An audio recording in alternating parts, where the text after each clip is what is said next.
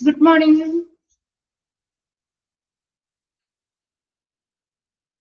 Good morning, ma'am. Good morning, ma'am.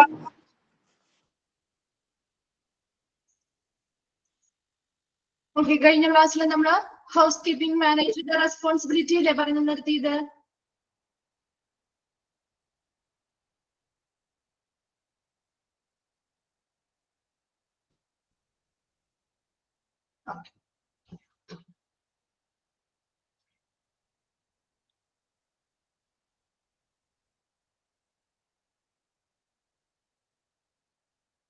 Okay, അപ്പൊ നമ്മുടെ house keeping മാനേജറുടെ റെസ്പോൺസിബിലിറ്റീസ് ആയിരുന്നു കഴിഞ്ഞ ക്ലാസ്സിൽ പറഞ്ഞത്.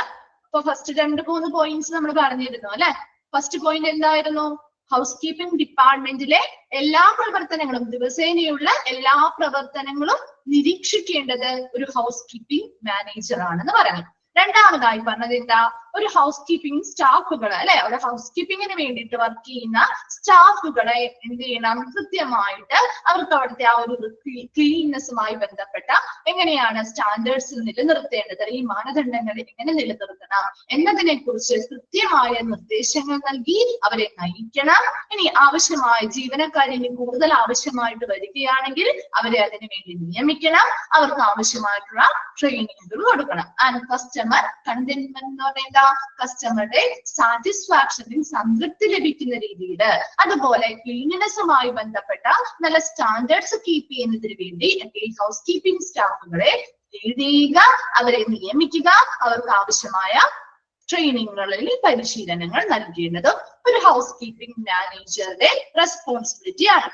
Then third point നമ്മൾ പറഞ്ഞത് supervise the housekeeping department budget, take inventory and make sure that of adequate cleaning supplies. ഇനി എന്താ പറഞ്ഞത്?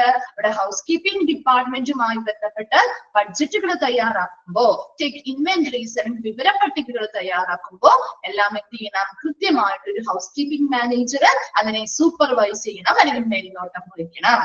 And make sure that of adequate cleaning supplies, മതിയായിട്ടുള്ള ക്ലീനിങ് സാധനങ്ങൾ അവിടെ ഉണ്ടോ എന്നുള്ളത് ഉറപ്പുവരുത്തേണ്ടത് ഒരു ഹൗസ് കീപ്പിംഗ് മാനേജറിന്റെ റെസ്പോൺസിബിലിറ്റി ആണ്. ഈ 3 എണ്ണം നമ്മൾ കഴിഞ്ഞ ക്ലാസ്സിൽ പറഞ്ഞതായിരുന്നു. ആ 3 എണ്ണം ക്ലിയർ ആണല്ലോ?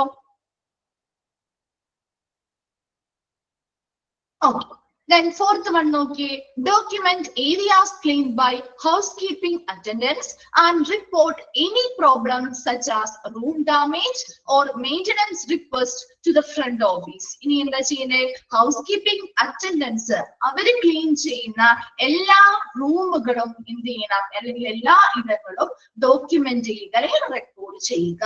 എന്തിനു വേണ്ടിയാണ് ഇങ്ങനെ ഓരോ റൂമുകളും എന്ത് ചെയ്യുന്നത്? ക്ലീൻ ചെയ്തോ, അല്ലെങ്കിൽ ഇപ്പൊ ഒരു റൂം ഒരു പേഷ്യന്റ് ഡിസ്ചാർജ് ചെയ്ത് പോയാൽ ആ റൂം ക്ലീൻ ചെയ്തോ, അല്ലെങ്കിൽ ഡെയിലി ഇന്ന ഏരിയാസ് ക്ലീൻ ചെയ്യുന്നുണ്ടോ എന്ന രീതിയിൽ ക്ലീൻ ചെയ്യുന്ന എല്ലാ ഏരിയാസും ഡോക്യുമെന്റ് ചെയ്യുക അല്ലെങ്കിൽ റെക്കോർഡ് ചെയ്യുക.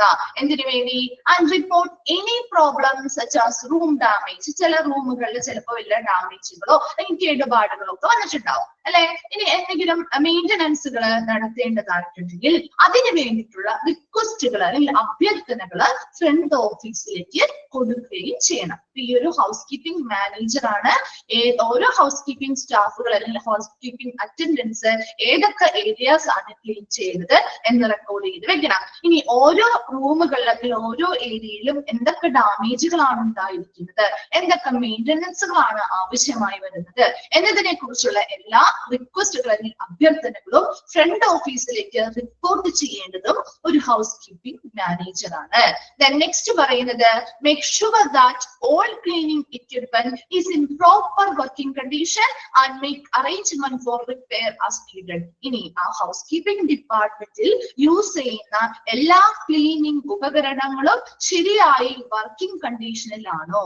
ഇനി and make arrangement for repairs as needed. ഇനി എന്തെങ്കിലും റിപ്പയറുകൾ ആവശ്യമായി വന്നാൽ അതിനുള്ള അറേഞ്ച്മെന്റുകളും ചെയ്തു കൊടുക്കേണ്ടത് ഒരു ഹൗസ് കീപ്പിംഗ് മാനേജർ ആണ്. എന്താണ് നമ്മൾ പറഞ്ഞത്? ക്ലീനിങ് എക്യുപ്മെന്റ്സുമായി ബന്ധപ്പെട്ട ഹൗസ് കീപ്പിംഗ് ഡിപ്പാർട്ട്മെന്റിലെ ക്ലീനിങ് ഉപകരണങ്ങൾ കൃത്യമായിട്ട് ശരിയായ രീതിയിൽ വർക്കിംഗ് കണ്ടീഷനിലാണോ? ഇനി എന്തെങ്കിലും റിപ്പയർ ആവശ്യമായി വന്നാൽ അതിനുള്ള അറേഞ്ച്മെന്റുകളും ചെയ്തു കൊടുക്കേണ്ടത് ഒരു ഹൗസ് കീപ്പിംഗ് മാനേജറുടെ ഉത്തരവാദിത്തമാണ്. Then next നോക്കി recommend service improvements to the management. ഇനി ഒരു housekeeping ഡിപ്പാർട്ട്മെന്റിലെ സർവീസുകൾ ഈ സേവനങ്ങളിൽ മെച്ചപ്പെടുത്തലുകൾ നടത്തേണ്ടതായിട്ടുണ്ടെങ്കിൽ അതിനാവശ്യമായ റെക്കമെൻഡേഷൻസ് അല്ലെങ്കിൽ ശുപാർശകൾ അല്ലെങ്കിൽ നിർദ്ദേശങ്ങൾ മാനേജ്മെന്റിന് കൊടുക്കേണ്ടത് ഒരു ഹൗസ് കീപ്പിംഗ് മാനേജർ. അതായത് ആ ഒരു ഹൗസ് കീപ്പിംഗ് സർവീസുകൾ നല്ല രീതിയിൽ അല്ലെങ്കിൽ കുറച്ചും കൂടി ഇംപ്രൂവ് ആയിട്ടുള്ള രീതിയിൽ നടത്തണമെങ്കിൽ അല്ലെങ്കിൽ നല്ല രീതിയിൽ മെച്ചപ്പെട്ട രീതിയിൽ അതിന്റെ സർവീസുകൾ കൊടുക്കാൻ ആവശ്യമായിട്ടുള്ള ശുപാർശകൾ അല്ലെങ്കിൽ റെക്കമെൻഡേഷൻസ് അല്ലെങ്കിൽ നിർദ്ദേശങ്ങളൊക്കെ എന്ത് ചെയ്യണം ഈ ഹൗസ് കീപ്പിംഗ് മാനേജർ ആ ഹോസ്പിറ്റലിലെ ബന്ധപ്പെട്ട മാനേജ്മെന്റിലേക്ക് എന്ത് ചെയ്യണം റിക്വസ്റ്റുകൾ കൊടുക്കണം അല്ലെങ്കിൽ അതിൻ്റെതായ നിർദ്ദേശങ്ങൾ അവരോട് അഭ്യർത്ഥിക്കണം. അതിനനുസരിച്ചുള്ള ഫെസിലിറ്റീസ് വേണം അല്ലെങ്കിൽ അതിനനുസരിച്ചുള്ള ജീവനക്കാർ വേണം. നല്ല രീതിയിൽ എങ്ങനെ അത് ഇംപ്രൂവ് ചെയ്ത് കൊണ്ടുപോകാൻ പറ്റുമോ അതിനുള്ള റെക്കമെൻഡേഷൻസ് മാനേജ്മെന്റിലേക്ക് കൊടുക്കേണ്ടത് ഈ ഹൗസ് കീപ്പിംഗ് മാനേജറാണ്. Then next, make sure that compliance with safety and sanitation policies.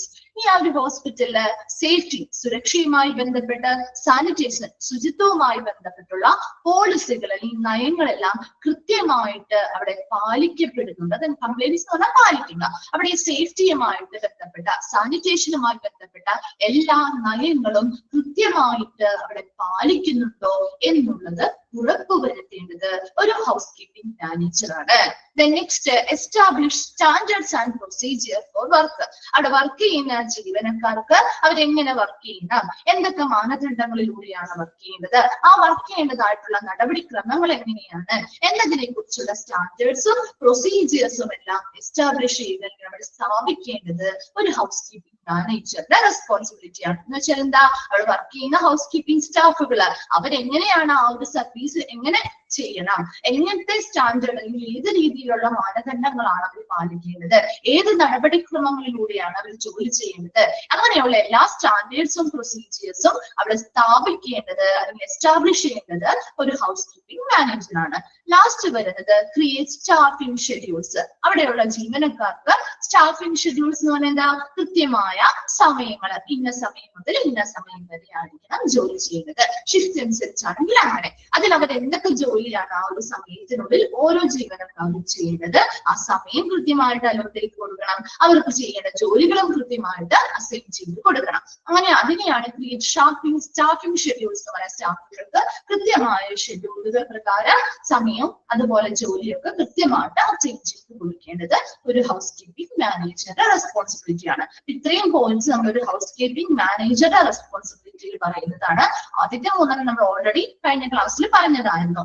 Next നമ്മൾ ഫോർത്ത് പോയിന്റ് ഓടിയാണ് നോക്കിയത്. ഫോർത്ത് പോയിന്റിൽ എന്താ പറയുന്നത്, ഹൗസ് കീപ്പിംഗ് അറ്റൻഡൻസ് ക്ലീൻ ചെയ്യുന്ന ഓരോ ഏരിയാസും ഈ ഹൗസ് കീപ്പിംഗ് മാനേജർ ഡോക്യുമെന്റ് ചെയ്യണം അല്ലെങ്കിൽ റിപ്പോർട്ട് ചെയ്ത് വെക്കണം. ഇനി ഈ പറയുന്ന ഏരിയകളിൽ എന്തെങ്കിലും റൂമുകളിൽ ഡാമേജുകൾ വന്നിട്ടുണ്ടെങ്കിലോ അല്ലെങ്കിൽ എന്തെങ്കിലും മെയിൻ്റനൻസ് ആവശ്യമായി വന്നാലോ അതിനനുസരിച്ചുള്ള റിക്വസ്റ്റുകൾ ഫ്രണ്ട് ഓഫീസിലേക്ക് കൊടുക്കേണ്ടത് ആര് തന്നെയാണ്, ഒരു ഹൗസ് കീപ്പിംഗ് മാനേജറാണ്.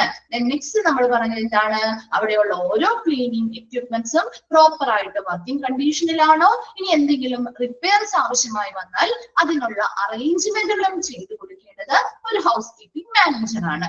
നെക്സ്റ്റ് പറഞ്ഞത് അവിടുത്തെ സർവീസുകൾ ആ ഒരു ഹൗസ് കീപ്പിംഗ് ഡിപ്പാർട്ട്മെന്റുമായി ബന്ധപ്പെട്ട സേവനങ്ങൾ മെച്ചപ്പെടുത്തുന്നതിന് വേണ്ടിയുള്ള റെക്കമെൻഡേഷൻസ് അല്ലെങ്കിൽ ശുപാർശകൾ മാനേജ്മെന്റിലേക്ക് കൊടുക്കേണ്ടത് ഒരു ഹൗസ് കീപ്പിംഗ് മാനേജറുടെ റെസ്പോൺസിബിലിറ്റിയാണ്. നെക്സ്റ്റ് നമ്മൾ പറഞ്ഞത് സുരക്ഷയുമായി ബന്ധപ്പെട്ട് സാനിറ്റേഷനും ശുചിത്വവുമായി ബന്ധപ്പെട്ട പോളിസികൾ അല്ലെങ്കിൽ നയങ്ങൾ കൃത്യമായിട്ട് അവിടെ പാലിക്കുന്നുണ്ടോ എന്ന് ഉറപ്പുവരുത്തേണ്ടത് ഒരു ഹൗസ് കീപ്പിംഗ് മാനേജറാണ്. നെക്സ്റ്റ് പറഞ്ഞത് ഹൗസ് കീപ്പിംഗ് സ്റ്റാഫുകളുടെ അല്ലെങ്കിൽ ആ ഒരു ഡിപ്പാർട്ട്മെന്റിലെ ജോലികളുമായി ബന്ധപ്പെട്ട് അവരുടെ വർക്കുമായി ബന്ധപ്പെട്ടുള്ള എങ്ങനെയാണ് കൃത്യമായ സ്റ്റാൻഡേർഡ്സ് കീപ്പ് ചെയ്യേണ്ട സ്റ്റാൻഡേർഡ്സ് എങ്ങനെയാണ്, പ്രൊസീജിയേഴ്സ് നടപടിക്രമങ്ങൾ മുതലായ എല്ലാ കാര്യങ്ങളും എസ്റ്റാബ്ലിഷ് ചെയ്യേണ്ടത് അല്ലെങ്കിൽ സ്ഥാപിക്കേണ്ടത് ഒരു ഹൗസ് കീപ്പിംഗ് മാനേജറുടെ റെസ്പോൺസിബിലിറ്റിയാണ്. ലാസ്റ്റ് വൺ പറഞ്ഞത് സ്റ്റാഫിംഗ് ഷെഡ്യൂൾസ്. സ്റ്റാഫുകൾക്ക് വേണ്ടിയിട്ട് സ്റ്റാഫിംഗ് ഷെഡ്യൂൾസ് കൃത്യമായ സമയങ്ങളിൽ ഇന്ന ജോലികളാണ് അവർ ചെയ്യുന്നത് എന്ന് അവർക്ക് അസൈൻ ചെയ്ത് കൃത്യമായ ജീവനക്കാർക്ക് അതനുസരിച്ച് എന്ത് ചെയ്യണം, ഓരോന്നും ക്രിയേറ്റ് ചെയ്ത് കൊടുക്കേണ്ടത് ഒരു ഹൗസ് കീപ്പിംഗ് മാനേജറുടെ റെസ്പോൺസിബിലിറ്റിയാണ്. ആ റെസ്പോൺസിബിലിറ്റീസ് ഒന്ന് വേഗം നോക്കി ഏതെങ്കിലും പോയിന്റ്സ് ഉണ്ട് ഡൗട്ട് ഉണ്ടെങ്കിൽ ചോദിക്കാം കേട്ടോ.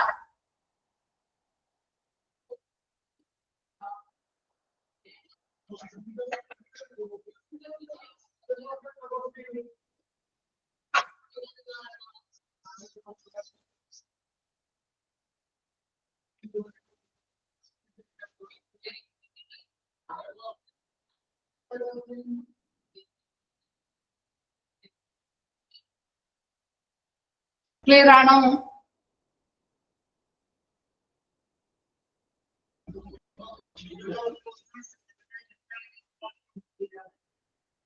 ഓക്കെ, നമ്മുടെ ഈ ഒരു ഹൗസ് കീപ്പിംഗ് എന്ന് പറയുന്ന സർവീസസ് എന്ന് പറയുന്ന ഒരു ചാപ്റ്റർ കംപ്ലീറ്റ് ആയിട്ടാണ്. നമ്മൾ കഴിഞ്ഞ ക്ലാസ്സിൽ പറഞ്ഞിട്ടുണ്ടായിരുന്നു. മിസ് നെക്സ്റ്റ് ചാപ്റ്റർ നമ്മൾ സ്റ്റാർട്ട് ചെയ്യാണ് മെഡിക്കൽ എക്യുപ്മെന്റ്സ്. നിങ്ങളുടെ ഒരു ലാസ്റ്റ് ചാപ്റ്റർ ആയിരിക്കും അല്ലെ? ബാക്കി എല്ലാ ചാപ്റ്റേഴ്സും ഓൾറെഡി റണ്ണിങ്ങിലല്ലേ, എടുത്തുകൊണ്ടിരിക്കുകയല്ലേ ഓരോ ടീച്ചേഴ്സ്? ഈ ഒരു ചാപ്റ്ററും കൂടിയല്ലേ ലാസ്റ്റ് ഉണ്ടായിരുന്നുള്ളൂ. ഓക്കെ, മെഡിക്കൽ എക്യുപ്മെന്റ്സ് വളരെ സിമ്പിൾ ആയിട്ടുള്ള ഒരു ചാപ്റ്റർ ആണ്. നമുക്ക് ഓരോ എക്യുപ്മെന്റ്സിനെ പറ്റി വളരെ കുറച്ച് ഭാഗങ്ങൾ മാത്രമേ ഈ ഒരു ചാപ്റ്ററിൽ പഠിക്കാനുള്ളൂ. ഒരുപാട് എക്സ്ട്രാ ഒന്നും പഠിക്കാനില്ല. പക്ഷെ ഇമ്പോർട്ടന്റ് ആയിട്ടുള്ള ഒരു ചാപ്റ്ററുമാണ് കേട്ടോ. കാരണം ഓരോ എക്യുപ്മെന്റ്സ് ആയതുകൊണ്ട് തന്നെ ഏത് എക്യുപ്മെന്റ്സ് വഴി ബേസ് ചെയ്ത് നമുക്ക് ചോദ്യങ്ങൾ ചോദിക്കാവുന്നതാണ്. അപ്പൊ അവിടെ ഓരോന്നിനും നമുക്ക് ഇമ്പോർട്ടന്റ് ആണ് എന്ന് പറഞ്ഞ ഓരോന്നും നമുക്ക് പറയാൻ പറ്റില്ല.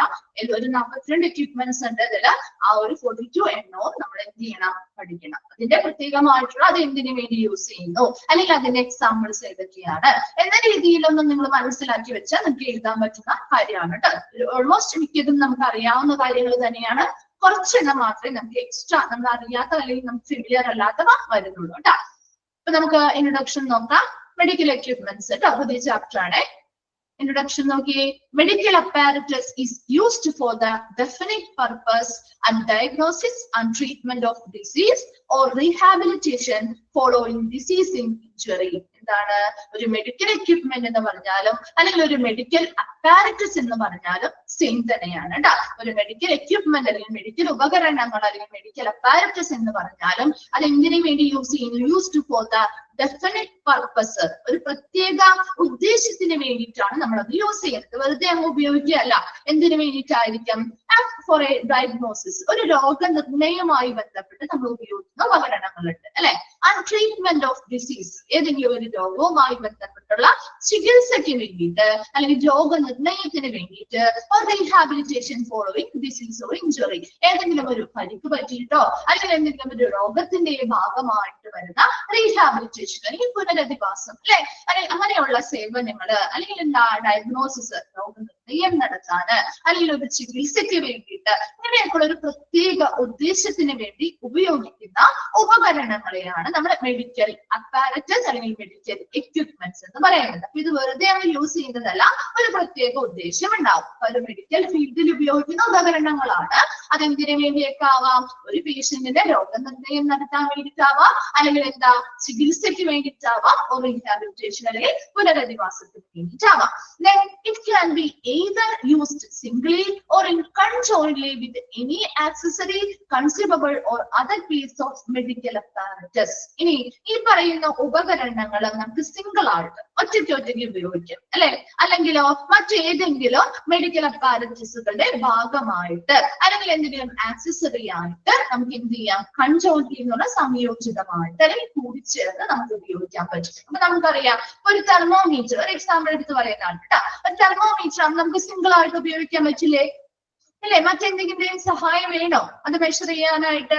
ഒരു തെർമോമീറ്റർ യൂസ് ചെയ്യുന്നത് നമുക്ക് സിംഗിൾ ആയിട്ട് ഉപയോഗിക്കാൻ പറ്റുന്ന ഒരു സാധനമല്ലേ, ഒരു ഉപകരണമല്ലേ? ആണോ? അതെ. ഒരു ഓക്സിജൻ മാസ്കോ, ഒരു ഓക്സിജൻ മാസ്ക് എങ്ങനെയാ? അത് സിംഗിൾ ആയിട്ട് നമുക്ക് ഉപയോഗിക്കാൻ പറ്റുമോ? സിംഗിൾ ആയിട്ട് യൂസ് ചെയ്യാൻ പറ്റുമോ? എന്തിനു കൂടിയാണ് ഓക്സിജൻ മാസ്ക് ഉപയോഗിക്കുന്നത്? എന്തിനു കൂടിയാണ് നമ്മൾ ഓക്സിജൻ മാസ്കുകൾ യൂസ് ചെയ്യുന്നത്? ആ ഒരു ഓക്സിജൻ മാസ്ക് വെറുതെ എടുത്തു വെച്ചത് കൊണ്ട് കാര്യമുണ്ടോ? ഇല്ല അല്ലെ.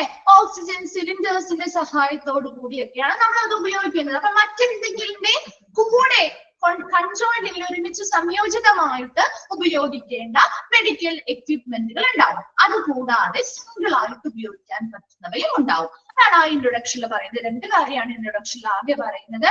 മെഡിക്കൽ എക്വിപ്മെന്റ്സിനെ മെഡിക്കൽ അപ്പാരറ്റസിന് കൂടി അറിയപ്പെടുന്നുണ്ട്. ഉണ്ട്. ഇത് രണ്ട് ചോദിച്ചാലും ഒന്ന് തന്നെയാണ്. അപ്പൊ ഈ ഒരു മെഡിക്കൽ ഫീൽഡിൽ ഉപയോഗിക്കുന്ന ഇങ്ങനെയുള്ള ഉപകരണങ്ങൾ ഒരു പ്രത്യേക ഉദ്ദേശത്തിന് വേണ്ടി ഉപയോഗിക്കുന്നതാവാം. അതൊന്നില്ലെങ്കിൽ രോഗനിർണയത്തിനാവാം, ഓർ എന്തെങ്കിലും ചികിത്സയുമായി ബന്ധപ്പെട്ടാവാം, അല്ലെങ്കിലോ ഒരു ഡിസീസ് അല്ലെങ്കിൽ ഒരു ഇഞ്ചുറിയുടെ ഭാഗമായിട്ട് വരുന്ന റീഹാബിലിറ്റേഷൻ അല്ലെങ്കിൽ പുനരധിവാസത്തിന് വേണ്ടിയിട്ടാവാം. ഇനി ഇത് നമുക്ക് ഒന്നില്ലെങ്കിൽ സിംഗിൾ ആയിട്ട് ഉപയോഗിക്കാം, അല്ലെങ്കിൽ മറ്റെന്തെങ്കിലും മെഡിക്കൽ ഉപകരണങ്ങളുടെ ഒപ്പം കൺജോയിന്റിലായിട്ട് അല്ലെങ്കിൽ സംയോജിതമായിട്ട് നമുക്ക് ഈ ഉപകരണങ്ങൾ യൂസ് ചെയ്യാവുന്നതാണ്.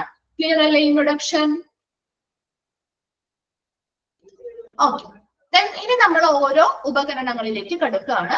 ഫസ്റ്റ് വൺ ആണ് നമുക്ക് ഫെമിലിയർ ആയിട്ടുള്ള സാധനമാണ് ഡീഫൈബ്രിലേറ്റർ. കേട്ടിട്ടുണ്ടോ? ഡീഫൈബ്രിലേറ്റർ കേട്ടിട്ടുണ്ടോ? ഓക്കെ, എന്തിനു വേണ്ടിയാണ് ഡീഫൈബ്രിലേറ്റർ യൂസ് ചെയ്യുന്നത്? നിങ്ങൾക്ക് അറിയാവുന്ന കുറച്ച് കാര്യങ്ങളൊന്ന് പറഞ്ഞേ. അപ്പൊ നമുക്ക് കുറച്ചും കൂടി ഇൻട്രസ്റ്റിംഗ് ആയിട്ട് നമുക്ക് മുന്നോട്ട് പോവാം. എന്താണ് ഡീഫൈബ്രിലേറ്റർ എന്തിനു വേണ്ടി യൂസ് ചെയ്യുന്നതാ? ഏത് ഓർഗനുമായി ബന്ധപ്പെട്ടാണ് ഇത് നമ്മൾ യൂസ് ചെയ്യുന്നത്? അത്രേ അറിയാൻ പറ്റില്ല അല്ലെ? ഹാർട്ടിനെ റെസ്യൂം ചെയ്യാൻ വേണ്ടിട്ട് അല്ലെ, ഹാർട്ട് ബീറ്റ് നമുക്ക് നോർമൽ ആക്കി തിരിച്ചു കൊണ്ടുവരാൻ വേണ്ടി യൂസ് ചെയ്യുന്ന ഒരു ഉപകരണമാണ് നമ്മുടെ ഡീഫൈബ്രിലേറ്റർ എന്ന് പറയുന്നത്. അങ്ങനെയുള്ള ബേസിക് ആയിട്ടുള്ള കുറച്ച് കാര്യങ്ങൾ അറിഞ്ഞ് നിങ്ങൾക്ക് സിമ്പിൾ ആയിട്ട് ആൻസർ ചെയ്യാൻ പറ്റുന്ന ഭാഗങ്ങളാണ് കേട്ടോ. ഓരോ ഉപകരണങ്ങളും വ്യത്യസ്തമായിട്ടുള്ള പർപ്പസിന് വേണ്ടിയിട്ട് യൂസ് ചെയ്യുന്നത്. ഒരിക്കലും നിങ്ങൾക്ക് അത് കൺഫ്യൂസ്ഡ് ആവുന്ന ഒരു കാര്യമൊന്നുമില്ല കേട്ടോ. വളരെ സിമ്പിൾ ആയിട്ടുള്ള കുറച്ച് ഉപകരണങ്ങളാണ് നമ്മൾ ആദ്യം പഠിക്കുന്നത്. കുറച്ച് എണ്ണം മാത്രമേ എക്സ്ട്രാ നമ്മൾ കേൾക്കാത്തത് അല്ലെങ്കിൽ നമുക്ക് പരിചയമില്ലാത്തത് ഉണ്ടാവുള്ളൂ. Defibrillators are equipment that bring back a normal heartbeat by sending an electric pulse shock to the heart. നമ്മുടെ ഡീഫൈബ്രിലേറ്റർ എന്ന് പറയുന്നത് ഹാർട്ടിന്റെ ഹാർട്ട് ബീറ്റിനെ നോർമൽ ആക്കി തിരിച്ചു കൊണ്ടുവരുന്നതിന് വേണ്ടി അല്ലെ. അപ്പൊ നമുക്ക് എന്തിനു വേണ്ടിയാണ് ഡീഫൈബ്രിലേറ്റർ? ഒരു കാർഡിയാക് അറസ്റ്റ് വന്ന് നമുക്ക് കണ്ടിട്ടില്ലേ, നിങ്ങൾ ഫിലിംസിലൊക്കെ കണ്ടിട്ടുണ്ടാവുമല്ലോ അല്ലെ, ഇത് യൂസ് ചെയ്യുന്നത്. ഹാർട്ട് ബീറ്റ് പൂർണ്ണമായിട്ടും എന്താണ് ഒരു കാർഡിയാക് അറസ്റ്റോ അല്ലെങ്കിൽ മറ്റെന്തെങ്കിലും ഒരു എമർജൻസി സിറ്റുവേഷൻ വന്നാൽ അവരുടെ ഹാർട്ട് ബീറ്റിൽ നിന്ന് പോയിട്ടുണ്ടെങ്കിൽ ആ ഒരു നോർമൽ ഹാർട്ട് ബീറ്റിലേക്ക് അവരുടെ ഹാർട്ടിനെ തിരിച്ചു കൊണ്ടുവരുന്നതിന് വേണ്ടി നമ്മൾ ഉപയോഗിക്കുന്ന ഒരു ഉപകരണമാണ് ഡീഫൈബ്രിലേറ്റർ എന്ന് പറയുന്നത്. അതിനു വേണ്ടിയിട്ട് ഇത് എന്ത് ചെയ്യുന്നു?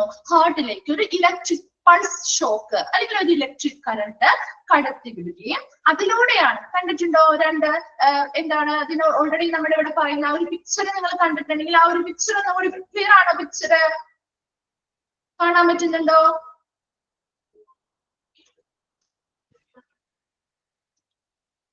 ഇപ്പൊ ക്ലിയർ ആണോ? കുറച്ചുകൂടി ക്ലിയർ ആണോ ഇപ്പോ? ഓക്കെ, നമുക്ക് ആ ഒരു പിക്ചറിൽ നിങ്ങൾ നോക്കിയാൽ മനസ്സിലാവും. ഒരു പേഷ്യന്റ് അവിടെ കിടക്കുന്നുണ്ട്, നമ്മൾ ആ ഒരു ഒരു ഡീഫൈബ്രിലേറ്റർ ഉപകരണം യൂസ് ചെയ്യുന്നുണ്ട് അല്ലെ. അപ്പൊ അവിടെ നമ്മൾ രണ്ട് രീതിയിൽ ഒരു സാധനം അവിടെ അത് ചെസ്റ്റിൽ വെക്കുന്നത് കണ്ടോ? ചെസ്റ്റിലേക്ക് വെക്കുന്നത് കണ്ടോ? ഒരു സ്റ്റോപ്പ് ബട്ടൺ പോലത്തെ സംഭവം നമ്മൾ അവിടെ എന്ത് ചെയ്യുന്നു?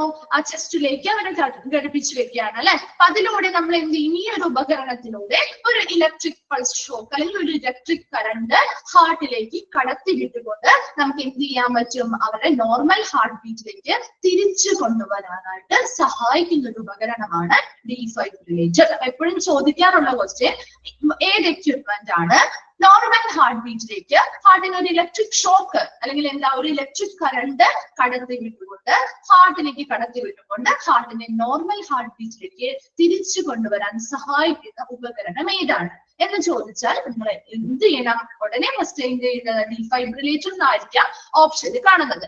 അല്ലെങ്കിൽ നിങ്ങൾക്ക് ഒരു ഓപ്ഷൻ വരാവുന്ന ഒരു ക്വസ്റ്റ്യൻ ആണ് ഓട്ടോമേറ്റഡ് എക്സ്റ്റേണൽ ഡീഫൈബ്രിലേറ്റർ, AED. AED നമുക്ക് നാക്കിയത് നിങ്ങളുടെ സ്പെല്ലിംഗ് മിസ്റ്റേക്ക് ഉണ്ടാവും കേട്ടോ.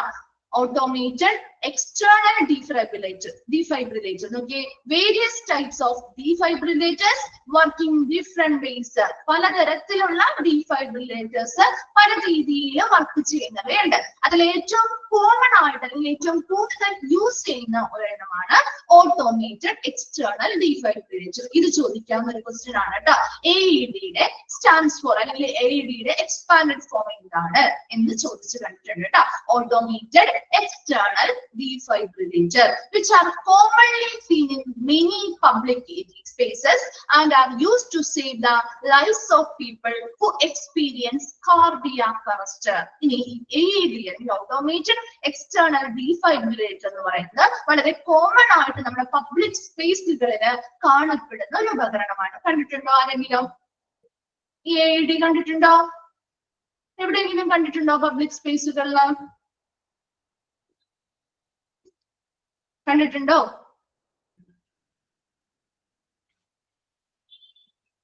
കണ്ടിട്ടില്ല. ഓക്കെ. വേറൊരു ക്ലാസ്സിലെ മിസ് ഇങ്ങനെ പഠിപ്പിച്ചുകൊണ്ടിരുന്നപ്പോഴേ ആ കുട്ടി പറഞ്ഞത് ആ കുട്ടിയുടെ വീട് തിരുവല്ലയാണ്. അപ്പൊ അവരുടെ തിരുവല്ല ബസ് സ്റ്റാൻഡില് ഈ പറയുന്ന AED അല്ലെങ്കിൽ ഓട്ടോമേറ്റഡ് എക്സ്റ്റേണൽ ഡീഫൈബ്രിലേറ്റേഴ്സ് കണ്ടിട്ടുണ്ടെന്ന് പറഞ്ഞു. അതുപോലെ നമ്മുടെ പബ്ലിക് സ്പേസുകളില് എന്തിനു വേണ്ടിയിട്ടായിരിക്കും ഒരു കാർഡിയാക് അറസ്റ്റ് ഇപ്പൊ പെട്ടെന്ന് വന്നു കഴിഞ്ഞാൽ ആ ആളുകളുടെ ജീവൻ രക്ഷിക്കാനായിട്ട് യൂസ് ചെയ്യുന്ന ജീവൻ ലൈഫ് സേവ് ചെയ്യാനായിട്ട് യൂസ് ചെയ്യുന്ന കോമൺലി യൂസ് ചെയ്യുന്ന ഒരു ഉപകരണമാണ് ഓട്ടോമേറ്റഡ് എക്സ്റ്റേണൽ ഡീഫൈബ്രിലേറ്റർ എന്ന് പറയുന്നത്. അപ്പൊ നമ്മുടെ ഡീഫൈബ്രിലേറ്ററിൽ നിന്ന് 2 ക്വസ്റ്റ്യൻസ് ആണ് ഉണ്ടാവാനുള്ള ചാൻസ്. ഒരെണ്ണം AEDയുടെ എക്സ്പാൻഡഡ് ഫോം ചോദിക്കാം, മറ്റൊരെണ്ണം നോർമൽ ഹാർട്ട് ബീറ്റിലേക്ക് തിരിച്ചു കൊണ്ടുവരാനായിട്ട് യൂസ് ചെയ്യുന്ന ഉപകരണം ഏതാണെന്ന് ചോദിക്കാം. വേഗം ഒന്ന് ആ ഡീഫൈബ്രിലേറ്റർ ഒന്ന് വായിച്ചു നോക്കി. എന്തെങ്കിലും ഡൗട്ട് ഉണ്ടെങ്കിൽ ചോദിക്കാം കേട്ടാ.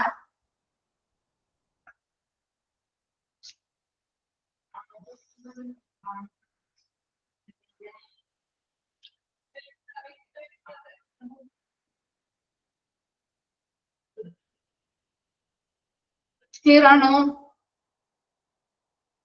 ഫസ്റ്റ് വൺ ക്ലിയർ ആണോ?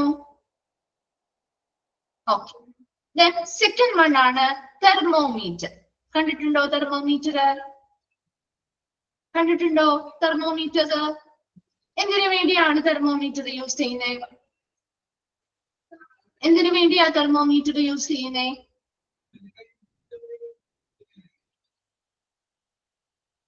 ഫീവർ നോക്കാൻ. ഫീവർ എന്ന് പറയുമ്പോൾ സ്വാഭാവികമായിട്ടും എന്തായിരിക്കും അവിടെ ഉദ്ദേശിക്കുന്നത്? ടെമ്പറേച്ചർ നോക്കാൻ അല്ലെ.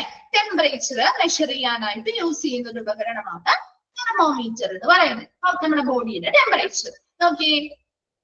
തെർമോമീറ്റേഴ്സിൽ നമുക്ക് 4 ടൈപ്പ് ആയിട്ട് തിരിച്ചാണ് തെർമോമീറ്ററിനെ പഠിക്കാനുള്ളത്. ഫസ്റ്റ് വൺ ആണ് ഡിജിറ്റൽ തെർമോമീറ്റേഴ്സ്. നമുക്ക് കുറച്ച് പിക്ചേഴ്സ് ഒക്കെ കാണിച്ചിട്ടുണ്ട്. ഡിജിറ്റൽ തെർമോമീറ്റേഴ്സ് കണ്ടിട്ടുണ്ടോ? കണ്ടിട്ടുണ്ടോ? എവിടെയാണ് ഏത് സന്ദർഭത്തിലാണ് നിങ്ങൾ കൂടുതലായിട്ടും ഈ ഡിജിറ്റൽ തെർമോമീറ്റേഴ്സ് കണ്ടിരിക്കുന്നത്? എവിടെയാണ്? ഏതെങ്കിലും കോവിഡ് വന്ന സമയത്ത് അല്ലെ? കോവിഡ് വന്ന സമയത്ത് നമ്മുടെ ബോഡി ഒന്നും ടച്ച് ചെയ്യാത്ത രീതിയിൽ ടെമ്പറേച്ചർ ചെക്ക് ചെയ്തുകൊണ്ടിരുന്നത് ഈ ഡിജിറ്റൽ തെർമോമീറ്റേഴ്സ് ഉപയോഗിച്ചുകൊണ്ടാണ് അല്ലെ. അത് തന്നെ gives the fastest and most accurate result. വളരെ പെട്ടെന്ന് അല്ലെ വേഗത്തിൽ നമുക്ക് എന്ത് ചെയ്യാൻ പറ്റും? ടെമ്പറേച്ചർ മെഷർ ചെയ്യാൻ പറ്റും. ആൻഡ് മോസ്റ്റ് ആക്യുറേറ്റ് ആയിട്ട് വളരെ കൃത്യതയുള്ള ഒരു റിസൾട്ട് നമുക്ക് ഈ ഡിജിറ്റൽ തെർമോമീറ്റർ ഉപയോഗിക്കുന്നത് കിട്ടുന്നുണ്ട്. രണ്ടാമത്തതാണ് ഇലക്ട്രോണിക് ഇയർ തെർമോമീറ്റർ. ആരെങ്കിലും ഇയർ തെർമോമീറ്റേഴ്സ് യൂസ് ചെയ്ത് ടെമ്പറേച്ചർ ചെക്ക് ചെയ്തിട്ടുണ്ടോ? പേരിൽ നിന്ന് തന്നെ അറിയാം അല്ലെ. ഇലക്ട്രോണിക് ഇയർ തെർമോമീറ്റർ ചെയ്തിട്ടുണ്ട്. രമ്യയുടെ ചെയ്തിട്ടുണ്ട് അല്ലെ. ഓക്കെ. അപ്പൊ ഇതിനു വേണ്ടി ആയിരിക്കാം ആ പേരിൽ നിന്ന് തന്നെ അറിഞ്ഞൂടെ എവിടുത്തെ ടെമ്പറേച്ചറാണ് നമ്മൾ ചെക്ക് ചെയ്യുന്നത് വഴി? ആ ഒരു പേരിൽ നിന്ന് തന്നെ അറിയാലോ എവിടത്തെ ആയിരിക്കും ടെമ്പറേച്ചർ ചെക്ക് ചെയ്യുന്നത്? ഇയറിന്റെ അല്ലെ. നമ്മുടെ ഇയർ കനാലിന്റെ. നമ്മുടെ ഇയർ കനാൽ എന്ന് പറഞ്ഞാൽ ഇതാ അതിന് മറ്റൊരു പേരാണ് കേട്ടോ. Tympanic or year thermometer. അവിടെ ഒന്ന് സ്പെല്ലിംഗ് ഒന്ന് ചെക്ക് ചെയ്തേ. Tympanic or ear thermometers measure the temperature inside the ear canal by way of infrared ray technology. Infrared technology ഉപയോഗിച്ചുകൊണ്ട് നമ്മൾ എന്ത് ചെയ്യുന്നു? നമ്മുടെ ഇയർ കനാലിനുള്ളിൽ ആ ഇയറിന്റെ എക്സ്റ്റേണൽ ഇയറിൽ നിന്ന് അകത്തേക്ക് പോകുന്ന ആ ഒരു രണ്ടിനെയും കണക്ട് ചെയ്യുന്ന ഇന്റേണൽ ഇയറിനെയും എക്സ്റ്റേണൽ ഇയറിനെയും കണക്ട് ചെയ്യുന്ന ഒരു കനാൽ അല്ലെങ്കിൽ ഒരു ട്യൂബ് പോലത്തെ ഭാഗമാണ് ഇയർ കനാൽ. നമ്മുടെ ആ ഒരു ഇയർ കനാൽ എന്ന് പറയുന്നത് ആ ഒരു ഭാഗത്തെ ടെമ്പറേച്ചർ ചെക്ക് ചെയ്യാൻ അല്ലെങ്കിൽ മെഷർ ചെയ്യുന്നതിന് വേണ്ടി ഉപയോഗിക്കുന്ന ഒരു ഉപകരണമാണ് ഇലക്ട്രോണിക് ഇയർ തെർമോമീറ്റർ അല്ലെങ്കിൽ ടിംപാനിക് തെർമോമീറ്റർ. അപ്പൊ 2 പേര് ചോദിച്ചാലും ഒന്ന് തന്നെയാണ് കേട്ടോ. ടിംപാനിക് തെർമോമീറ്റർ എന്ന് ചോദിച്ചാലും അല്ലെങ്കിൽ ഇയർ തെർമോമീറ്റർ എന്ന് ചോദിച്ചാലും സെയിം തന്നെയാണ്. ഈ ഇൻസൈഡ് ദ ഇയർ കനാലിനുള്ളിലുള്ള ടെമ്പറേച്ചർ മെഷർ ചെയ്യാനായിട്ട് ഉപയോഗിക്കുന്ന ടെക്നോളജി ഏതാ? ഇൻഫ്രാറെഡ് റേ ടെക്നോളജി എന്ന് പറയുന്ന സാങ്കേതിക വിദ്യ യൂസ് ചെയ്തുകൊണ്ട് നമ്മുടെ ഇയർ കനാലിലുള്ള ടെമ്പറേച്ചർ മെഷർ ചെയ്യുന്ന ഉപകരണമാണ് ഇലക്ട്രോണിക് ഇയർ തെർമോമീറ്റർ എന്ന് പറയുന്നത്. തേർഡ് വൺ ആണ് ഫോർഹെഡ് തെർമോമീറ്റർ. ഫോർഹെഡ് തെർമോമീറ്റർ എന്ന് പറയുമ്പോൾ എന്താ? ഫോർഹെഡ് എന്ന് പറഞ്ഞാൽ എവിടെയാ? ഫോർഹെഡ്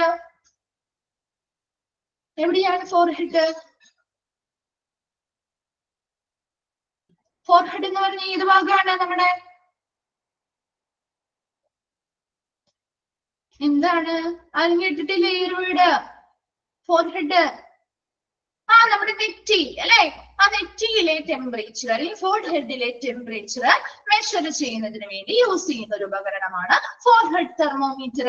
നോക്കിയേ, forehead thermometers utilise infrared sensors to measure the temperature. Infrared sensors use ചെയ്തുകൊണ്ട് എവിടുത്തെ ടെമ്പറേച്ചർ മെഷർ ചെയ്യുന്ന?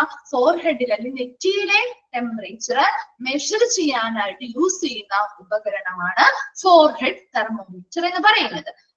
നെക്സ്റ്റ് വരുന്നതാണ് ഗ്ലാസ് ആൻഡ് മെർക്കുറി തെർമോമീറ്റർ. അത് നമ്മൾ ഏറ്റവും കോമൺ ആയിട്ട് കണ്ടിട്ടുള്ളവയായിരിക്കും അല്ലെ? നമ്മൾ കുഞ്ഞായിരുന്നപ്പോ തുടങ്ങി നമുക്ക് ഫീവർ വരുമ്പോ നോക്കുന്നത് ഈ ഒരു glass and mercury thermometer use ചെയ്തുകൊണ്ടല്ലേ? ആണല്ലോ അല്ലെ? അപ്പൊ അവിടെ എന്തിനു വേണ്ടി, എന്തുകൊണ്ടായിരിക്കും അത് കൂടുതൽ യൂസ് ചെയ്യുന്നത്? Mercury thermometers the precise temperature, വളരെ കൃത്യമായിട്ടുള്ള ടെമ്പറേച്ചർ റീഡിങ്സ് അല്ലെങ്കിൽ മെഷർ ചെയ്യാനായിട്ട് നമുക്ക് സാധിക്കും. And can be used orally, നമ്മുടെ വായുടെ ഉള്ളിൽ വെക്കാറില്ലേ? മൗത്തിൽ വെച്ച് നമ്മൾ നോക്കാറില്ലേ ഈ ഒരു ഗ്ലാസ് തെർമോമീറ്റർ? അതുപോലെ റെക്ടലി എന്ന് പറഞ്ഞാൽ എന്താ? ഏലസ് അല്ലെങ്കിൽ മലദ്വാരത്തിന്റെ അവിടെ വെച്ച് നമുക്ക് ടെമ്പറേച്ചർ ചെക്ക് ചെയ്യാൻ പറ്റും.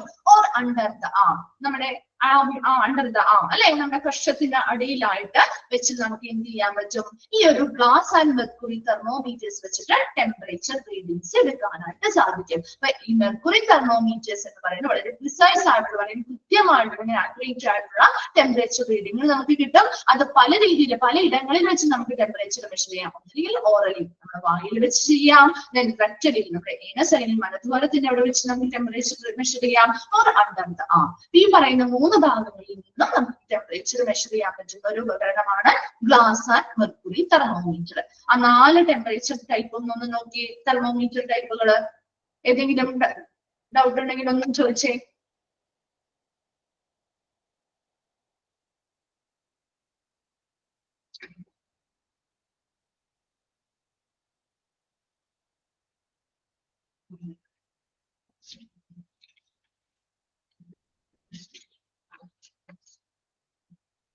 ക്ലിയർ ആണോ? ഓക്കെ. തേർഡ് വൺ ആണ് ബ്ലഡ് പ്രഷർ അപ്പാരറ്റസ്. ഇത് കണ്ടിട്ടുണ്ടോ? ബ്ലഡ് പ്രഷർ അപ്പാരറ്റസ് കണ്ടിട്ടുണ്ടോ? Okay. Okay, blood pressure gauge or blood pressure monitor is an equipment used to measure lost pressure. ഇത് ഈ ഒരു ഉപകരണം നമ്മൾ എന്തിനു വേണ്ടിയാണ് യൂസ് ചെയ്യുന്നത്? പ്രഷർ നോക്കാൻ വേണ്ടി അല്ലെ? നമ്മുടെ ഹോസ്പിറ്റലിലൊക്കെ ചെല്ലുമ്പോൾ നമ്മുടെ പ്രഷർ നോക്കാൻ വേണ്ടി ഉപയോഗിക്കുന്ന ഒരു ഉപകരണമാണ് ഈ ബ്ലഡ് പ്രഷർ അപ്പാരറ്റസ് അല്ലെങ്കിൽ ഈ ബ്ലഡ് പ്രഷർ ഗേജ് എന്ന് പറയുന്നത്. അപ്പൊ ഇതിനെ വിളിക്കുന്ന മറ്റൊരു പേരാണ് സ്ഫിഗ്മോമാനോമീറ്റർ. ഈ പേര് കേട്ടിട്ടുണ്ടോ? സ്ഫിഗ്മോമാനോമീറ്റർ കേട്ടിട്ടുണ്ടോ? സയൻസ് റിലേറ്റഡ് ആയിട്ട് പഠിച്ചവർ കുറച്ചുകൂടി കേട്ടിട്ടുണ്ടാവും അല്ലെ? Okay, sphygmomanometer. ഈ ഒരു ഉപകരണം ഉപയോഗിക്കുന്നത് എന്തിനു വേണ്ടിയാ? മെഷർ ലോസ്റ്റ് പ്രഷർ, അതായത് നമ്മുടെ നോർമൽ അല്ലാത്ത പ്രഷർ അല്ലെ? അപ്പൊ പ്രഷർ കൂടിയിട്ടുണ്ടാവാം, ചിലർക്ക് പ്രഷർ കുറഞ്ഞിട്ടുണ്ടാവാം. അപ്പൊ ആ ഒരു പ്രഷർ എങ്ങനെയാണ്, നമ്മുടെ പ്രഷർ കുറഞ്ഞിരിക്കുകയാണോ കൂടിയാണോ അല്ലെങ്കിൽ നോർമൽ ലെവലിലാണോ എന്നൊക്കെ മെഷർ ചെയ്യാൻ അല്ലെങ്കിൽ അളക്കുന്നതിന് വേണ്ടി യൂസ് ചെയ്യുന്ന ഒരു ഉപകരണമാണ് ഈ ബ്ലഡ് പ്രഷർ ഗേജ് എന്ന് ചോദിച്ചാലും, ബ്ലഡ് പ്രഷർ മോണിറ്റർ എന്ന് ചോദിച്ചാലും, സ്ഫിഗ്മോമാനോമീറ്റർ എന്ന് ചോദിച്ചാലും ഇത് തന്നെയാണ് കേട്ടോ. Include inflatable cup. കണ്ടിട്ടുണ്ടോ? അതിൽ പ്രധാനമായിട്ടും ഒരു 3 ഭാഗമാണുള്ളത് ഈ സ്ഫിഗ്മോമാനോമീറ്റർ. ഒന്നാമത്തേത് ഏതാ? ഒരു ഇൻഫ്ലേറ്റബിൾ കഫ് എന്ന് പറഞ്ഞ ഏതാ? നമ്മുടെ കയ്യിൽ ചുറ്റുന്ന ഒരു ഭാഗം ഇല്ലേ? നമ്മൾ ചുറ്റുന്ന ഒരു ഭാഗം, അതായത് ഊതി വീർപ്പിക്കുന്ന രീതിയിലുള്ള നമ്മുടെ കയ്യിൽ ചുറ്റുന്ന ഒരു ഭാഗമാണ് ഇൻഫ്ലേറ്റബിൾ കഫ് എന്ന് പറയുന്നത്. നെക്സ്റ്റ് ഏതാ? Measuring unit. ഒരു മെഷർ ചെയ്യുന്ന ഒരു യൂണിറ്റ് ഉണ്ടാവും അല്ലെ? ഒരു നമ്മുടെ ആ ഒരു ഡോക്ടേഴ്സ് നോക്കാറില്ലേ എത്രയാണ് അതിന്റെ റീഡിങ് വരുന്നത് എന്ന് നോക്കുന്ന മെഷറിംഗ് യൂണിറ്റ് ഉണ്ടാവും. And mechanism for inflation which can be handle manually. ഇനി ഒരു കൈ വെച്ച് ഡോക്ടേഴ്സ് ഇങ്ങനെ പ്രസ് ചെയ്യുന്ന ഒരു ബോൾ പോലത്തെ ഭാഗം കണ്ടിട്ടില്ലേ? മെക്കാനിസം ഫോർ ഇൻഫ്ലേഷൻ, ഒരു ഇൻഫ്ലേഷൻ ചെയ്യാൻ അല്ലെങ്കിൽ ഊതി വീർപ്പിക്കുന്നതിന് വേണ്ടിയിട്ടുള്ള ഒരു ഹാൻഡിൽ ചെയ്യാം, നമ്മുടെ മാനുവലി നമുക്ക് ഹാൻഡിൽ ചെയ്യാൻ പറ്റുന്ന അല്ലെ? ഡോക്ടേഴ്സ് ഇങ്ങനെ എന്ത് ചെയ്യും? അത് പ്രസ് ചെയ്ത് കൊടുക്കും ഇല്ലേ? ആ ഭാഗം, ആ ഒരു ബോൾ പോലത്തെ ഭാഗം എന്ത് ചെയ്യും? പ്രസ് ചെയ്ത് കൊടുക്കുമ്പോ നമ്മുടെ ആ ഒരു ഇൻഫ്ലേറ്റഡ് കഫ് പോർഷൻ എന്ത് ചെയ്യും? വീർക്കും. ആണോ? ചെയ്തിട്ടുണ്ടോ? പ്രഷർ ഒക്കെ ചെക്ക് ചെയ്തിട്ടുണ്ടോ നിങ്ങളുടെ? അങ്ങനെയുള്ള ചെയ്തവർക്ക് അറിയാൻ പറ്റും അല്ലെ. അവർ ആ ഒരു ബോൾ പോലത്തെ ഭാഗത്ത് ഇങ്ങനെ പ്രസ് ചെയ്ത് കൊടുക്കുന്ന സമയത്ത് നമ്മുടെ ആ ഒരു കയ്യിൽ ആ കഫ് ഭാഗം എന്ത് തീർക്കും അല്ലെ. അത് കഴിഞ്ഞ് എന്ത് ചെയ്യും, അവരത് പതുക്കെ പതുക്കെ അഴിച്ചു കൊടുക്കുന്ന സമയത്ത് അത് എന്ത് ചെയ്യും, ചുരുങ്ങും അല്ലെ. ആ സമയത്ത് അവർ എന്ത് ചെയ്യുന്നുണ്ട്, ആ മെഷറിംഗ് യൂണിറ്റില് കൃത്യമായിട്ടുള്ള നമ്മുടെ ആ ഒരു പ്രഷറിന്റെ മെഷർ എത്ര വന്നിട്ടുണ്ട്, എത്രയാണ് അതിന്റെ റേഞ്ച് വന്നിരിക്കുന്നതെന്ന് ചെക്ക് ചെയ്യുന്നു. അപ്പൊ ഈ ഒരു ബ്ലഡ് പ്രഷർ അപ്പാരറ്റസ് എന്ന് ചോദിച്ചാലും, ബ്ലഡ് പ്രഷർ മോണിറ്റർ എന്ന് ചോദിച്ചാലും, സ്പിഗ്മോ മാനോമീറ്റർ എന്ന് ചോദിച്ചാലും നമ്മുടെ ബ്ലഡ് പ്രഷർ മെഷർ ചെയ്യാനായിട്ട് ഉപയോഗിക്കുന്ന ഒരു ഉപകരണമാണ്. ഇതെങ്ങനെയാണ്, കുറവിലാണോ നോർമലിലാണോ ഇനി കൂടിയാണോ ബ്ലഡ് പ്രഷർ ഇരിക്കുന്നത് ഒക്കെ മെഷർ ചെയ്യാനായിട്ട് അളക്കാനായിട്ട് ഉപയോഗിക്കുന്ന ഒരു ഉപകരണമാണ് ബ്ലഡ് പ്രഷർ അപ്പാരറ്റസ് അല്ലെങ്കിൽ സ്പിഗ്മോ മാനോമീറ്റർ. ക്ലിയർ ആണോ എന്ന് വേഗം വായിച്ചു നോക്കിയേ.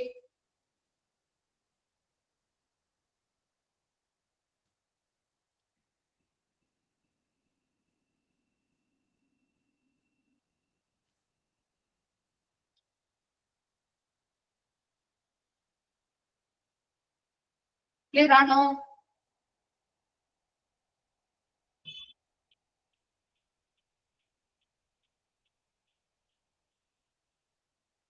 ഓക്കെ. Then fourth one ആണ് ലാരിംഗോസ്കോപ്പ്. ഈ ഒരു ഉപകരണം കണ്ടിട്ടുണ്ടോ?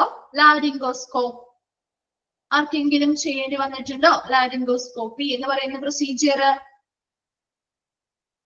ഇല്ല.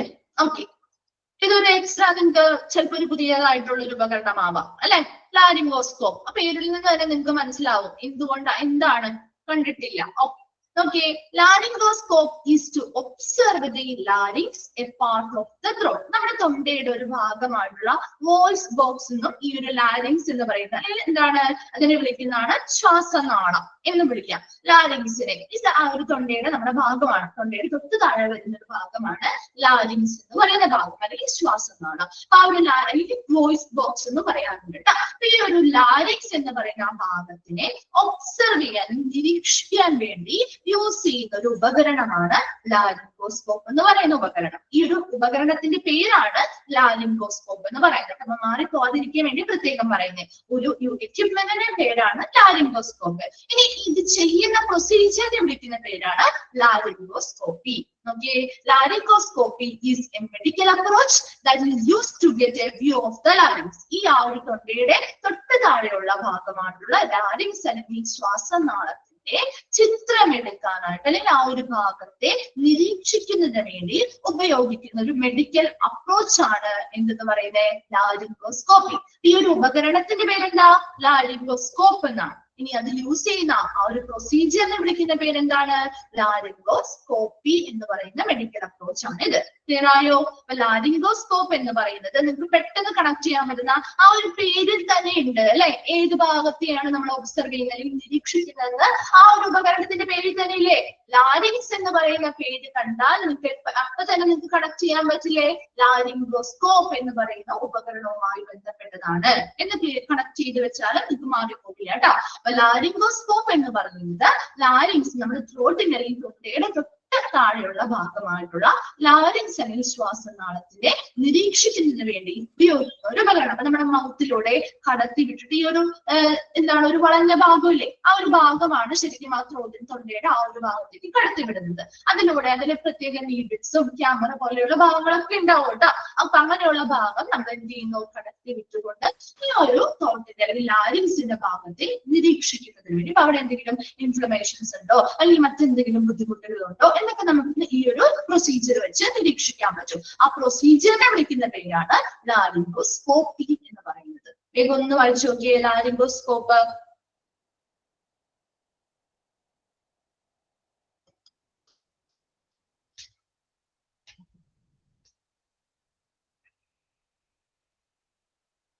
ക്ലിയർ ആണോ?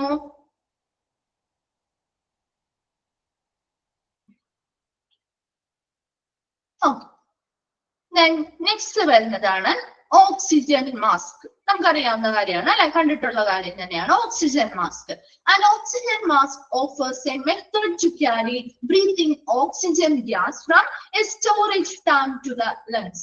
ഈ ഒരു oxygen mask offers A method, ഇതൊരു ഉപയോഗിക്കുന്ന മെത്തേഡ് എന്തിനു വേണ്ടിയാണ്, ടു ക്യാരി ബ്രീത്തിങ് ഓക്സിജൻ അവർക്ക് ശ്വസിക്കാൻ വേണ്ടി ഒരു പേഷ്യന്റിന് ബ്രീത്തിങ് ഡിഫിക്കൽട്ടി ഉണ്ടെങ്കിൽ അവർക്ക് ശ്വസിക്കുന്നതിന് വേണ്ടി അല്ലെങ്കിൽ ബ്രീത്തിങ്ങിന് വേണ്ടി ഓക്സിജൻ ഗ്യാസ് എന്ത് ചെയ്യുന്നു അവരുടെ ലങ്സിലേക്ക് എവിടെ നിന്ന് കൊടുക്കണം? ഇവിടെ സ്റ്റോറേജ് ടാങ്ക് എന്നതുകൊണ്ട് ഉദ്ദേശിക്കുന്നത് ഓക്സിജൻ സിലിണ്ടർ തന്നെയാണ് കേട്ടോ. അപ്പൊ സ്റ്റോറേജ് ടാങ്ക് അല്ലെങ്കിൽ ഓക്സിജൻ സിലിണ്ടറുകളിൽ നിന്ന് ആ പേഷ്യൻസിന്റെ ലങ്സിലേക്ക് ഓക്സിജൻ ഗ്യാസ് അവരുടെ ബ്രീത്തിങ്ങിന് വേണ്ടി കൊടുക്കാൻ സഹായിക്കുന്ന ഒരു ഉപകരണമാണ് ഓക്സിജൻ മാസ്കുകൾ. അല്ലെ, കണ്ടിട്ടില്ലേ? ഓക്സിജൻ മാസ്കുകൾ വെച്ച് യൂസ് ചെയ്യുന്നത് പേഷ്യൻസ് ആ ഓക്സിജൻ മാസ്ക് യൂസ് ചെയ്യുന്നതാണ്. ബ്രീത്തിങ് പ്രോബ്ലംസ് ഉണ്ടാവും. അപ്പൊ ആ സമയത്ത് നമ്മുടെ ഈ ഒരു സ്റ്റോറേജ് ടാങ്ക് എന്ന് ഉദ്ദേശിക്കുന്നത് ഓക്സിജൻ സിലിണ്ടർ ആണ്. ആ ഓക്സിജൻ സിലിണ്ടറിലുള്ള ഈ ഓക്സിജൻ ഗ്യാസിനെ നമുക്ക് എന്ത് ചെയ്ത് കൊടുക്കണം? അവരുടെ ലങ്സിലേക്ക് എത്തിക്കാൻ വേണ്ടി അല്ലെങ്കിൽ ക്യാരി ചെയ്ത് കൊണ്ടുപോകാൻ വേണ്ടി സഹായിക്കുന്ന ഒരു ഉപകരണമാണ് ഓക്സിജൻ മാസ്ക് എന്ന് പറയുന്നത്. Then oxygen mask may wrap only the nose and mouth or the whole face.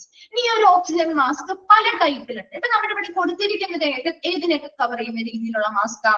മൗത്തും നോസും അല്ലെ. ഏറ്റവും കോമൺ ആയിട്ട് നമ്മൾ കണ്ടിരിക്കുന്നത് അങ്ങനത്തെ ഉപകരണം ഒരു ഓക്സിജൻ മാസ്ക് ആയിരിക്കും അല്ലെ. നമ്മുടെ വായയും മൂക്കിനെയും കൂടി കവർ ചെയ്യുന്ന രീതിയിലുള്ള ഓക്സിജൻ മാസ്കുകൾ ഉണ്ട്. അല്ലാത്ത രീതിയിലുള്ളത് അതായത് ഹോൾ ഫേസ് പേഷ്യൻസിന്റെ മൊത്തത്തിലുള്ള ഫേസ് മൊത്തത്തിൽ കവർ ചെയ്യുന്ന രീതിയിലുള്ള ഓക്സിജൻ മാസ്കുകളും ലഭ്യമാണ്. Then they may be made of plastic, silicon or rubber. ഇനി പറയുന്ന ഓക്സിജൻ മാസ്കുകൾ ചിലപ്പോൾ പ്ലാസ്റ്റിക് ഉപയോഗിച്ച് ഉണ്ടാക്കിയതായിരിക്കാം, സിലിക്കൺ യൂസ് ചെയ്തുകൊണ്ട് ഉണ്ടാക്കിയതാവാം, അല്ലെങ്കിൽ റബ്ബർ ഉപയോഗിച്ച് ഉണ്ടാക്കിയതും അവൈലബിൾ ആണ്. ഒരു ഓക്സിജൻ മാസ്ക് എന്ന് പറയുമ്പോൾ ഇത് നമുക്ക് എന്തിന്റെ കൂടെ യൂസ് ചെയ്യാൻ പറ്റുന്നതാണ്? ഒരു പേഷ്യന്റിന് ബ്രീത്തിങ് പ്രോബ്ലംസോ കാര്യങ്ങളൊക്കെ ഫേസ് ചെയ്യുന്ന സമയത്ത് അവർക്ക് എന്ത് ചെയ്യണം? ഓക്സിജൻ ക്യാരി ചെയ്ത് കൊണ്ടുപോകണം അല്ലെ. അതിന് വേണ്ടിയിട്ട് സ്റ്റോറേജ് ടാങ്ക് അല്ലെങ്കിൽ ഓക്സിജൻ സിലിണ്ടറിൽ നിന്ന് ഓക്സിജൻ ഗ്യാസ് ക്യാരി ചെയ്ത് അവരുടെ ലങ്സിലേക്ക് കൊടുക്കാൻ സഹായിക്കുന്ന ഒരു ഉപകരണമാണ് ഓക്സിജൻ മാസ്ക് എന്ന് പറയുന്നത്. ഈ ഓക്സിജൻ മാസ്കുകൾ പ്രധാനമായിട്ടും രണ്ട് രീതിയിലുള്ളതുണ്ട്. നമ്മുടെ മൗത്തും നോസും കവർ ചെയ്യുന്ന രീതിയിലുണ്ട്, അല്ലെങ്കിൽ ആ ഹോൾ ഫേസ് മൊത്തത്തിലുള്ള ആ ഒരു ഫേസ് കവർ ചെയ്യുന്ന രീതിയിലുള്ള ഓക്സിജൻ മാസ്കുകളും ലഭ്യമാണ്. ഇനി ഇത് പ്ലാസ്റ്റിക് ഉപയോഗിച്ചോ സിലിക്കൺ ഉപയോഗിച്ചോ റബ്ബറുകൾ ഉപയോഗിച്ചോ എന്ത് ചെയ്യാം? മെയ്ഡ് ചെയ്യാൻ അല്ലെങ്കിൽ ഉണ്ടാക്കാൻ സാധിക്കും. വേഗം ഒന്ന് വായിച്ചു നോക്കിയേ ഓക്സിജൻ മാസ്ക്.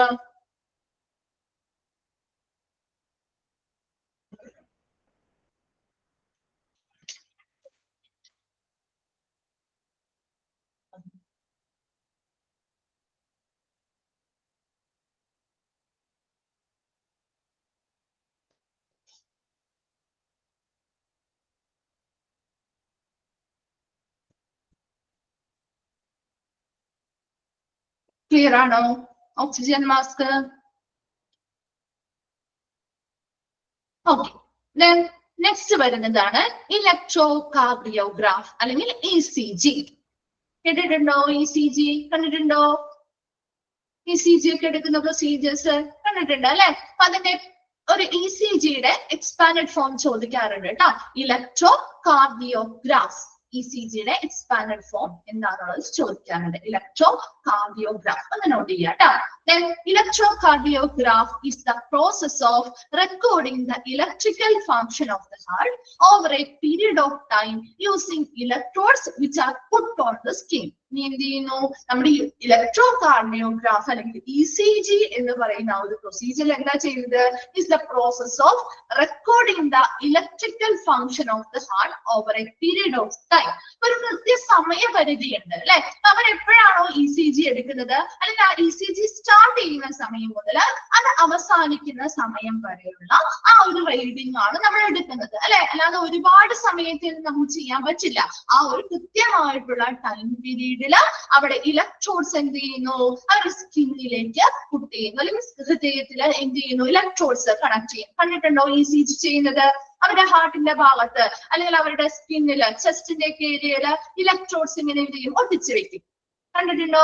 വയറുകൾ പലതരത്തിലുള്ള കളറുടെ വയേഴ്സ് ഉണ്ടാവും, അതിനകത്ത് ഇലക്ട്രോഡ്സ് ഉണ്ടാവും. അതിങ്ങനെ ചെസ്റ്റിന്റെ ഭാഗത്ത് ഒട്ടിച്ചു വെച്ചിട്ടുണ്ടാവും. ഇങ്ങനെയുള്ള ഇലക്ട്രോഡ്സുകളിലൂടെ എന്ത് ചെയ്യുന്നു? ഉപയോഗിച്ച് ഹൃദയത്തിലേക്ക് എന്ത് കടത്തിവിടും?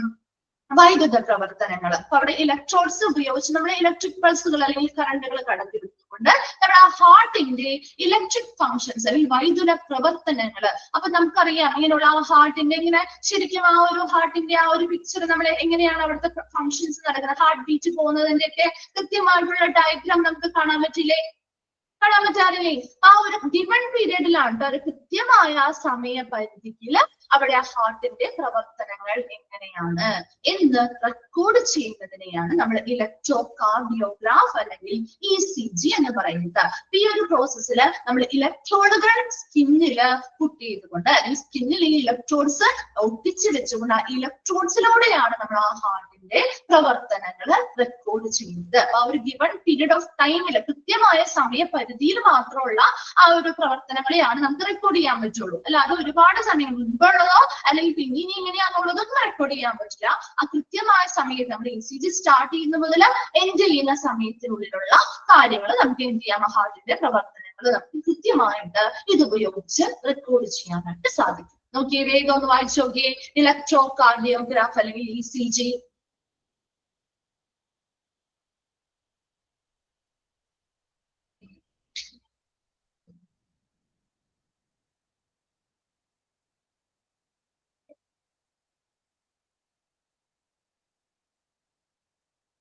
ഏറ്റവും കൂടുതൽ സിമ്പിൾ ആയിട്ടും ഫാസ്റ്റ് ആയിട്ടും യൂസ് ചെയ്യുന്നതാണ് അല്ലെ. ഒരു ചെസ്റ്റ് റിലേറ്റഡ് ആയിട്ടുള്ള എന്ത് പ്രോബ്ലം വന്നാലും നമ്മൾ ഏറ്റവും ഫാസ്റ്റ് ആയിട്ട് നമുക്ക് ഹാർട്ടിന്റെ പ്രവർത്തനങ്ങളൊക്കെ പെട്ടെന്ന് റെക്കോർഡ് ചെയ്യാനും മനസ്സിലാക്കാനും പറ്റുന്ന ഏറ്റവും സിമ്പിൾ ആൻഡ് ഫാസ്റ്റഡ് ആയിട്ടുള്ള ഒരു മെത്തേഡാണ് ഇലക്ട്രോ കാർഡിയോഗ്രാഫ് അല്ലെങ്കിൽ ECG എന്ന് പറയുന്നത്. ക്ലിയർ അല്ലേ?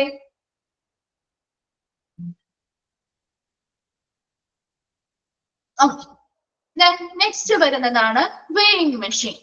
കണ്ടിട്ടുണ്ടാവുമല്ലോ, വെയിറ്റ് എടുക്കാറുണ്ടോ വെയിങ് മെഷീനില്? Okay. Okay, weighing machine, a digital scale is a kind of electronic weighing machine which measures many readings that include body weight, body fat, BMI, etc. ഈ കാണിച്ചിരിക്കുന്നത് നമ്മുടെ പഴയ മോഡലിലുള്ള അല്ലെ ഓൾഡ് ആയിട്ടുള്ള രീതിയിലുള്ള ഒരു weighing machine ആണ്. നമുക്ക് അതിനെ മെഷർ ചെയ്യാം. നമ്മുടെ ആ ഒരു എത്രയാണ് ബോഡി വെയിറ്റ് മാത്രമേ നമുക്ക് ഈ ഒരു സാധാരണ നോർമൽ ആയിട്ടുള്ള ഒരു വെയിങ് മെഷീനിൽ നോക്കാൻ പറ്റുള്ളൂ. അതേസമയം ഒരു ഡിജിറ്റൽ സ്കെയിൽ എന്ന് പറയുന്നത് it's A kind of electronic weighing machine ആണ്. അത് പുതിയ രീതിയിലുള്ള അഡ്വാൻസ് ടെക്നോളജീസ് വന്നതിനനുസരിച്ച് ഒരു ഡിജിറ്റൽ സ്കെയിൽ അല്ലെങ്കിൽ നമ്മുടെ ഇലക്ട്രോണിക് വെയിങ് മെഷീൻസ് ലഭ്യമാണ്. അങ്ങനെയുള്ള വെയിങ് മെഷീൻസ് വഴി നമുക്ക് പലതരത്തിലുള്ള റീഡിങ്സ് മെഷർ ചെയ്യാൻ പറ്റും. ബോഡി വെയിറ്റ് മാത്രമല്ല, ബോഡിയിലെ ഫാറ്റ് ഐഡന്റിഫൈ ചെയ്യാൻ പറ്റും, ബോഡി മാസ് ഇൻഡെക്സ്, BMI മുതലായിട്ടുള്ള പലതരത്തിലുള്ള റീഡിങ്സ് ഒക്കെ നമുക്ക് എന്ത് ചെയ്യാൻ പറ്റും ഈ ഡിജിറ്റൽ സ്കെയിൽ എന്ന് പറയുന്ന ഇലക്ട്രോണിക് വെയിങ് മെഷീൻസ് ഉപയോഗിച്ചുകൊണ്ട് ചെയ്യാൻ പറ്റും. നമ്മുടെ പണ്ടുള്ള നമ്മുടെ ബോഡി വെയിറ്റ് മാത്രം നോക്കുന്ന രീതിയിലുള്ള മെഷീൻസ് അല്ല, പുതിയ അഡ്വാൻസ് ടെക്നോളജീസ് വന്നതിനനുസരിച്ച് ഇപ്പൊ നമ്മുടെ എന്തിനാണ് വാച്ചില് വരെ നമുക്കറിയാൻ പറ്റില്ലേ ഹാർട്ട് ബീറ്റ്, അതുപോലെ നമ്മുടെ വെയിറ്റ്, നമ്മുടെ ബോഡി മാസ് ഇൻഡെക്സ്, പുതിയ രീതിയിലുള്ള വാച്ചുകളിൽ വരെ നമുക്ക് കണക്ട് ചെയ്തിട്ടൊക്കെ ചെയ്യാൻ പറ്റുമല്ലോ അല്ലെ. ഇപ്പോഴത്തെ പുതിയ അഡ്വാൻസിങ് ടെക്നോളജീസ് ഒക്കെ ഉപയോഗിച്ചല്ലേ. അതുപോലെ തന്നെ ഒരു ഡിജിറ്റൽ സ്കെയിൽ എന്ന് പറയുന്നത് ഒരു ഇലക്ട്രോണിക് വെയിങ് മെഷീനെ വിളിക്കുന്ന പേരാണ് ഒരു ഡിജിറ്റൽ സ്കെയിൽ എന്ന് പറയുന്നത്. അതൊരു തരത്തിലുള്ള ഇലക്ട്രോണിക് വെയിങ് മെഷീൻ ആണ്. അത് നമുക്ക് പലതരത്തിലുള്ള റീഡിങ്സ് എടുക്കാൻ പറ്റും. അത് ബോഡി വെയിറ്റ് എടുക്കാം, ബോഡിയിലെ ഫാറ്റ് ഐഡന്റിഫൈ ചെയ്യാൻ പറ്റും, ബോഡി മാസ് ഇൻഡെക്സ് മുതലായിട്ടുള്ള റീഡിങ്സുകൾ എടുക്കാനായിട്ട് സാധിക്കും. ക്ലിയർ ആണോ വെയിങ് മെഷീൻ? വേഗം ഒന്ന് വായിച്ചു നോക്കിയേ.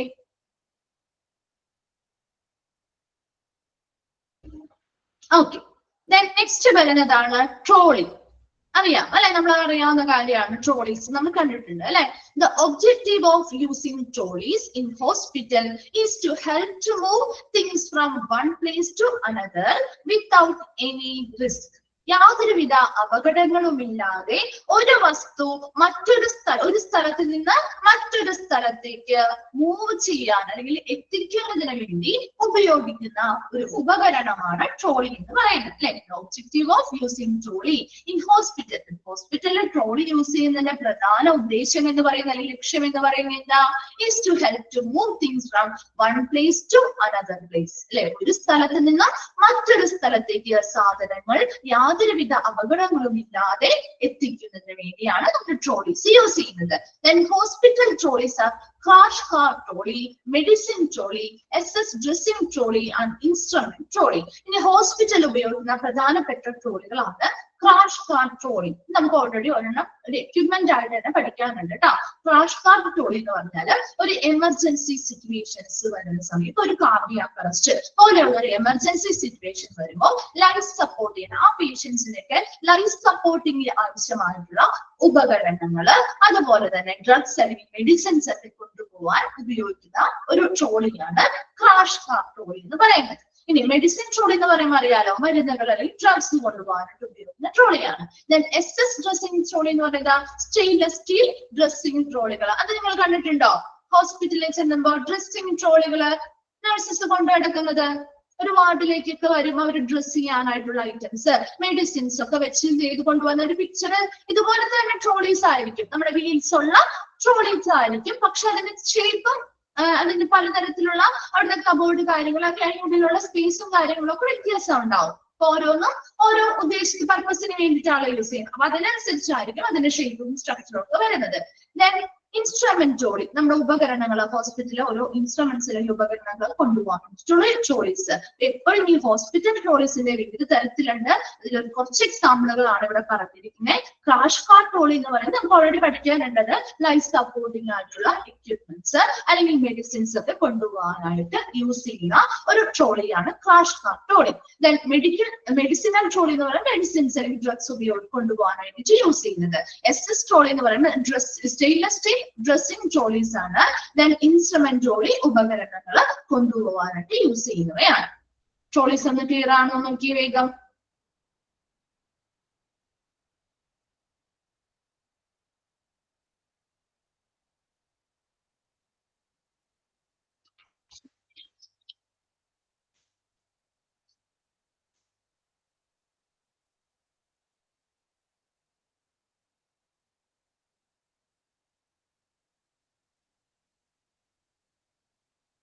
ഓക്കെ ആണോ?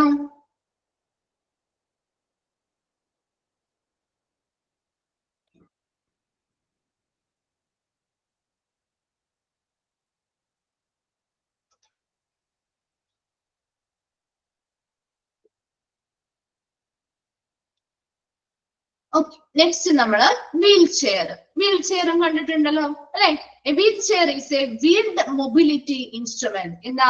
വീൽസ് ഉള്ള അല്ലെ, ചക്രങ്ങളുള്ള മൊബിലിറ്റി എന്ന് പറഞ്ഞാൽ നമുക്ക് മൂവബിൾ ആയിട്ടുള്ള ഉപകരണങ്ങളാണ് വീൽ ചെയർസ് എന്ന് പറയുന്നത്.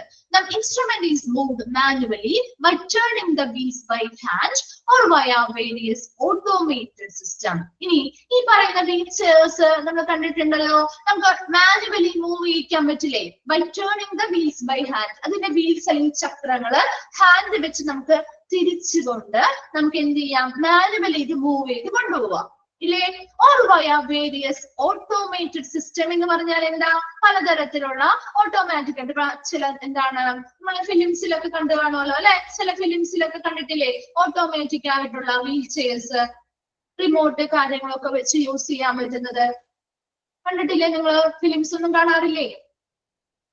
പല ഫിലിംസിലും ഉണ്ടല്ലോ അല്ലെ? അപ്പൊ അങ്ങനെയുള്ള വീൽ ചെയറുകൾ. അപ്പൊ പലതരത്തിലുള്ള അഡ്വാൻസിംഗ് ടെക്നോളജീസ് വരുന്നതിനനുസരിച്ച് അതിനനുസരിച്ചുള്ള ടെക്നോളജീസ് വരുന്നുണ്ട്. അപ്പോ നോർമൽ ആയിട്ട് നമ്മൾ പണ്ട് മുതൽ യൂസ് ചെയ്യുന്ന എന്താണ് വീൽ ചെയർസ് ആണെങ്കിൽ നമുക്ക് ഹാൻഡ് വെച്ചിട്ട് അതിന്റെ വീൽസ് കറക്റ്റ് കൊണ്ട് നമുക്ക് എന്ത് ചെയ്യാം? മൂവ് ചെയ്ത് കൊണ്ടുപോകാൻ പറ്റും. അല്ലാത്ത രീതിയിലുള്ള ഓട്ടോമാറ്റിക് ആയിട്ടുള്ള നമ്മുടെ എന്താണ് റിമോട്ട് കാര്യങ്ങൾ വെച്ച് മൂവ് ചെയ്യുന്ന wheel chairs available ആണ്. Then wheel chairs are used for people who feel walking is difficult or impossible because of illness, that is physiological or physical injury or disability. ഈ wheel chairs use ചെയ്യുന്നത് ഏതൊക്കെ തരം patients ആണ്? Who feel walking is difficult, നടക്കാൻ ബുദ്ധിമുട്ടുള്ളവർക്ക് അല്ലെ? Or impossible, നടക്കാൻ സാധ്യമല്ലാത്ത ആളുകൾക്ക്. ബിക്കോസ് ഓഫ് എന്തെങ്കിലും രോഗബാധയുമായി ബന്ധപ്പെട്ടാവാം, അല്ലെങ്കിലോ എന്തെങ്കിലും ഇഞ്ചുറീസിന്റെ ഭാഗമായിട്ടാവാം, അല്ലെങ്കിൽ എന്തെങ്കിലും വൈകല്യങ്ങളുമായി ബന്ധപ്പെട്ട് അല്ലെ? ചില ആക്സിഡന്റുകൾ പറ്റിയവർക്ക് എന്താണ് ചിലപ്പോൾ അവർക്ക് അതുമായി ബന്ധപ്പെട്ട് നടക്കാൻ സാധ്യമല്ലാത്ത രീതി ഒരവസ്ഥ വരാം അല്ലെ? അല്ലെങ്കിൽ എന്തെങ്കിലും വൈകല്യങ്ങളുള്ളവർക്ക് അല്ലെങ്കിൽ എന്തെങ്കിലും രോഗബാധയുമായി ബന്ധപ്പെട്ട് അവർക്ക് തീരെ നടക്കാൻ സാധ്യമല്ലാത്തതോ അല്ലെങ്കിൽ നടക്കാൻ ബുദ്ധിമുട്ടോ അനുഭവപ്പെടുന്നതോ ആയിട്ടുള്ള പേഷ്യൻസ് ആണ് ഈ വീൽ ചെയർസ് ഉപയോഗിക്കുന്ന ആളുകൾ എന്ന് പറയുന്നത്. അപ്പൊ വീൽ ചെയർ എന്ന് പറയുന്നത് നമുക്കൊരു വീൽഡ് ആയിട്ടുള്ള ചക്രങ്ങളുള്ള മൂവ് ചെയ്ത് കൊണ്ടുപോകാൻ പറ്റുന്ന ഒരു ഉപകരണമാണ്.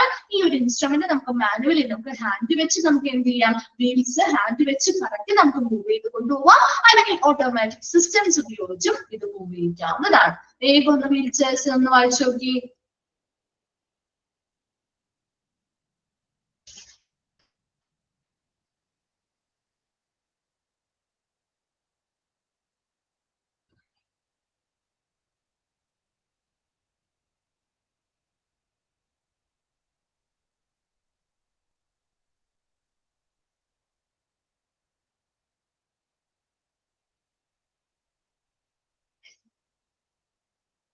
ഓക്കെ ആണോ?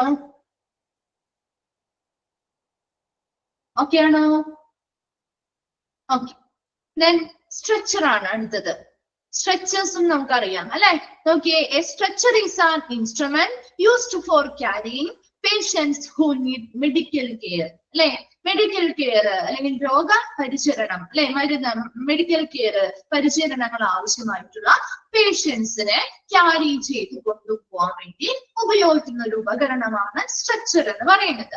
നോക്കിയേ, stretchers are mainly used in acute out of hospital care situation by emergency medical services. ഒരു എമർജൻസി മെഡിക്കൽ സർവീസ് അല്ലെങ്കിൽ അടിയന്തര മെഡിക്കൽ സേവനങ്ങളുമായി ബന്ധപ്പെട്ട് അക്യൂട്ട് ഔട്ട് ഓഫ് ഹോസ്പിറ്റൽ പെട്ടെന്ന് അല്ലെ ഇമ്മീഡിയറ്റ് ആയിട്ടൊരു മെഡിക്കൽ ട്രീറ്റ്മെന്റുകളൊക്കെ ആവശ്യമായി വരുന്ന പേഷ്യൻസ്, ചിലപ്പോൾ ചില പേഷ്യൻസ് എന്ത് ചെയ്യാം, ഒരു പെട്ടെന്നായിട്ട് അവർക്ക് സിവിയർ ആയിട്ട് അല്ലെങ്കിൽ സഡൻ ആയിട്ട് എന്തെങ്കിലും ഹെൽത്ത് ഇഷ്യൂസോ കാര്യങ്ങളോ ഒക്കെ ഹോസ്പിറ്റൽ സെറ്റപ്പിന് പുറത്ത് വെച്ച് വന്നാല് ഉടനെ അവർക്ക് ഒരു ആംബുലൻസിൽ കയറ്റണമെങ്കിലോ അല്ലെങ്കിൽ അവർക്ക് വേണ്ട ആവശ്യമായിട്ടുള്ള ഒരു മെഡിക്കൽ കെയർ കൊടുക്കണമെങ്കിലോ ഒക്കെ ഏറ്റവും ഇമ്പോർട്ടന്റ് ആയിട്ട് അവരെ ക്യാരി ചെയ്ത് കൊണ്ടുപോകാനായിട്ട് ഉപയോഗിക്കുന്ന ഒരു ഉപകരണമല്ലേ സ്ട്രെച്ചർ എന്ന് പറയുന്നത് അല്ലെ. ഒരു ആംബുലൻസിലേക്ക് കയറ്റണമെങ്കിൽ പോലും നമുക്കൊരു സ്ട്രെച്ചറിന്റെ സഹായം ആവശ്യമായിട്ട് വരും അല്ലെ.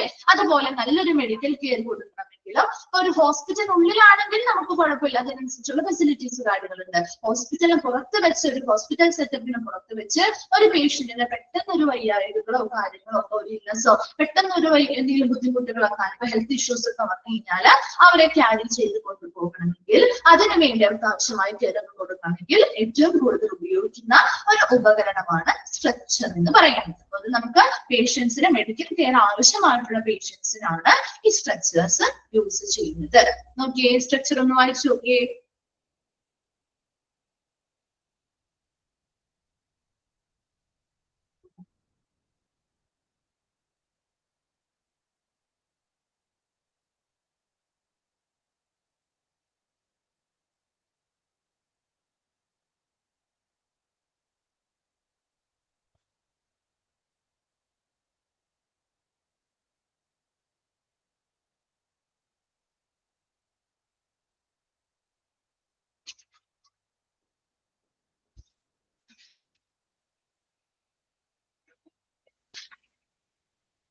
ഓക്കെ അല്ലേ സ്ട്രെച്ചർ? ഓക്കെ. Then next വരുന്നതാണ് suctioning machine. A suctioning machine is a movable instrument used in the field of medicine for sucking fluids from a person's airway and mouth. ഇപ്പൊ സക്ഷനിങ് മെഷീൻ എന്ന് പറയുന്നത് നിങ്ങൾ കണ്ടിട്ടുണ്ടാവും അല്ലെങ്കിൽ കേട്ടിട്ടുണ്ടാവും. It's A movable instrument, നമുക്ക് move ചെയ്ത് കൊണ്ടുപോകാൻ പറ്റുന്ന ഡെന്റൽ ഫീൽഡിലൊക്കെ കണ്ടിട്ടുണ്ട് അല്ലെ. അതെ, നോക്കിയേ, ഒരു മൂവ് ചെയ്ത് കൊണ്ടുപോകാൻ പറ്റുന്ന ഒരു ഉപകരണമാണ് അല്ലെ. Used in the field of medicine, medicinal ഫീൽഡിൽ യൂസ് ചെയ്യുന്ന ഒരു ഉപകരണമാണ്. For sucking fluids from a person's airways or mouth, ഒരു വായിൽ നിന്നോ പേഷ്യൻസിന്റെ അല്ലെങ്കിൽ ഒരു വ്യക്തിയുടെ വായിൽ നിന്നോ അല്ലെങ്കിൽ അവരുടെ എയർവേസ് നമ്മുടെ ശ്വാസവുമായി ബന്ധപ്പെട്ട ശ്വസനവുമായി ബന്ധപ്പെട്ട പാതകളിൽ നിന്നോ എന്തെങ്കിലും ഫ്ലൂയിഡ്സ് ഒക്കെ ഉണ്ടെങ്കിൽ അതൊക്കെ സക്ക് ചെയ്തെടുക്കാൻ വേണ്ടി യൂസ് ചെയ്യുന്ന ഒരു ഉപകരണമാണ് സക്ഷനിങ് മെഷീൻസ്, അല്ലെങ്കിൽ വലിച്ചെടുത്ത് കളയാൻ വേണ്ടിയിട്ട് അല്ലെ. നിങ്ങൾ കണ്ടിട്ടുണ്ടാവും അല്ലെ, ഡെന്റൽ ഫീൽഡിലെ ഡെന്റൽ കെയറുകളിലൊക്കെ കൂടുതൽ ഇപ്പൊ എന്തെങ്കിലുമൊക്കെ ട്രീറ്റ്മെന്റുകളിലേക്ക് ഭാഗമായിട്ട് അടുത്ത ഫ്ലൂയിഡ്സ് കാര്യങ്ങളൊക്കെ വായിൽ വരുന്ന ഫ്ലൂയിഡ് ഒക്കെ വലിച്ചു കളയാൻ വേണ്ടിയിട്ട് കൂടുതൽ കണ്ടിട്ടുണ്ടാവുമല്ലോ അല്ലെ. നമുക്ക് നമ്മുടെ അടുത്തേക്കൊക്കെ മൂവ് ചെയ്ത് കൊണ്ടുവരാൻ പറ്റുന്ന ഒരു ഉപകരണം അല്ലേ ഇത്. അതുപോലെ തന്നെ എന്താണ്, ഇപ്പൊ പേഷ്യൻസിനൊക്കെ ആണെങ്കിൽ ചിലപ്പോൾ അവരുടെ ബ്രീത്തിങ് ഡിഫിക്കൽട്ടി വന്നാൽ ചിലപ്പോൾ കഫം വലിച്ചെടുത്ത് കളയാനോ അല്ലെങ്കിൽ എന്തെങ്കിലും ഫോറിൻ പാർട്ടിക്കിൾസോ അല്ലെങ്കിൽ എന്തെങ്കിലും ഫ്ലൂയിഡ്സോ ഒക്കെ അവരുടെ എയർവേസിലോ ഈ മൗത്തുകളിലൊക്കെ ഉണ്ടെങ്കിൽ നമുക്ക് ബ്രീത്തിങ്ങിനൊക്കെ ബുദ്ധിമുട്ടൊക്കെ ഉണ്ടെങ്കിൽ അതൊക്കെ സക്ക് ചെയ്ത് കളയാൻ അല്ലെങ്കിൽ വലിച്ചെടുത്ത് കളയാൻ വേണ്ടിയിട്ട് യൂസ് ചെയ്യുന്ന ഒരു ഉപകരണമാണ് സക്ഷനിങ് മെഷീൻ എന്ന് പറയുന്നത്. വായിച്ചു നോക്കിയേ സക്ഷനിങ് മെഷീൻ.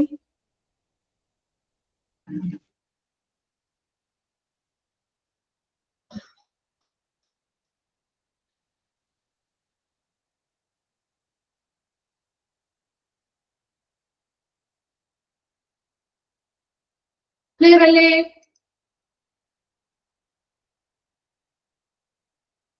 എന്താണ് തോയ്ബ, ഒന്നുകൂടി പറയണോ? സക്ഷനിങ് മെഷീൻ എന്ന് പറഞ്ഞാൽ എന്താ? It's A movable instrument. നമുക്ക് മൂവ് ചെയ്ത് കൊണ്ടുപോകാൻ പറ്റുന്ന ഒരു ഉപകരണമാണ്.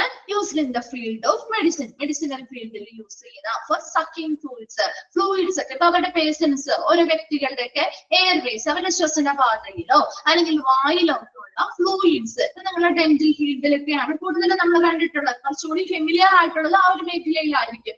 നമ്മുടെ ഡെന്റിസ്റ്റുകളുടെ അടുത്ത് പോകുമ്പോൾ എന്തെങ്കിലുമൊക്കെ ട്രീറ്റ്മെന്റോ കാര്യങ്ങളോ ഒക്കെ ആയിട്ട് അവർ ചെയ്യുന്നതിന്റെ ഇടയിൽ നമ്മുടെ വായിലൊക്കെ ഫ്ലൂയിഡ് ഒക്കെ വന്നു കഴിഞ്ഞാൽ അല്ലെങ്കിൽ വെള്ളമൊക്കെ ഉണ്ടെങ്കിൽ അതൊക്കെ സക്ക് ചെയ്ത് കളയാൻ വേണ്ടി യൂസ് ചെയ്യുന്ന ഒരു ഉപകരണമാണ് സക്ഷനിങ് മെഷീൻ. അല്ലെങ്കിൽ നമ്മുടെ ഹോസ്പിറ്റലിലാണെങ്കിൽ ഒരു പേഷ്യൻസിന് അവരുടെ ചിലപ്പോൾ ബ്രീത്തിങ് ഡിഫിക്കൽട്ടി തോന്നാം, അല്ലെങ്കിൽ വായിൽ എന്തെങ്കിലുമൊക്കെ ബുദ്ധിമുട്ടുകൾ, ഇപ്പൊ കഫമൊക്കെ വന്നടഞ്ഞ് അവർക്ക് എന്താ ബ്രീത്തിങ്ങിന് ബുദ്ധിമുട്ടൊക്കെ വന്നിട്ടുണ്ടെങ്കിൽ അതൊക്കെ വലിച്ചു കളയാൻ വേണ്ടിയിട്ട് യൂസ് ചെയ്യുന്ന ഒരു ഉപകരണമാണ് സക്ഷനിങ് മെഷീൻ എന്ന് പറയുന്നത്. ക്ലിയർ ആണോ തോയ്ബ?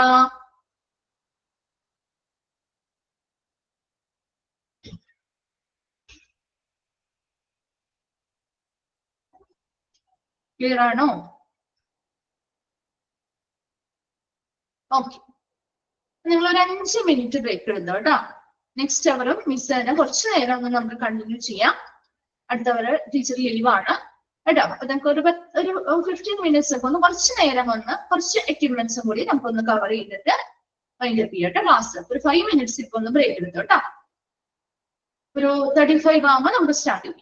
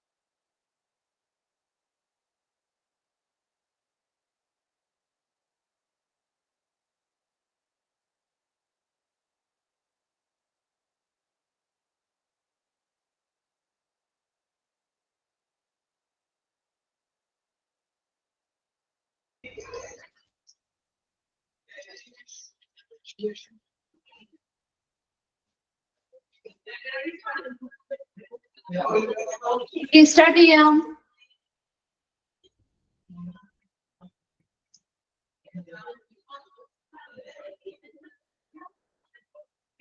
ഓക്കെ, നോക്കിയേ. നെക്സ്റ്റ് നമ്മളപ്പോ 11 വരെയല്ലേ നമ്മൾ പറഞ്ഞു നിർത്തിയത്? സക്ഷനിങ് മെഷീൻ വരെയല്ലേ പറഞ്ഞു നിർത്തിയത്?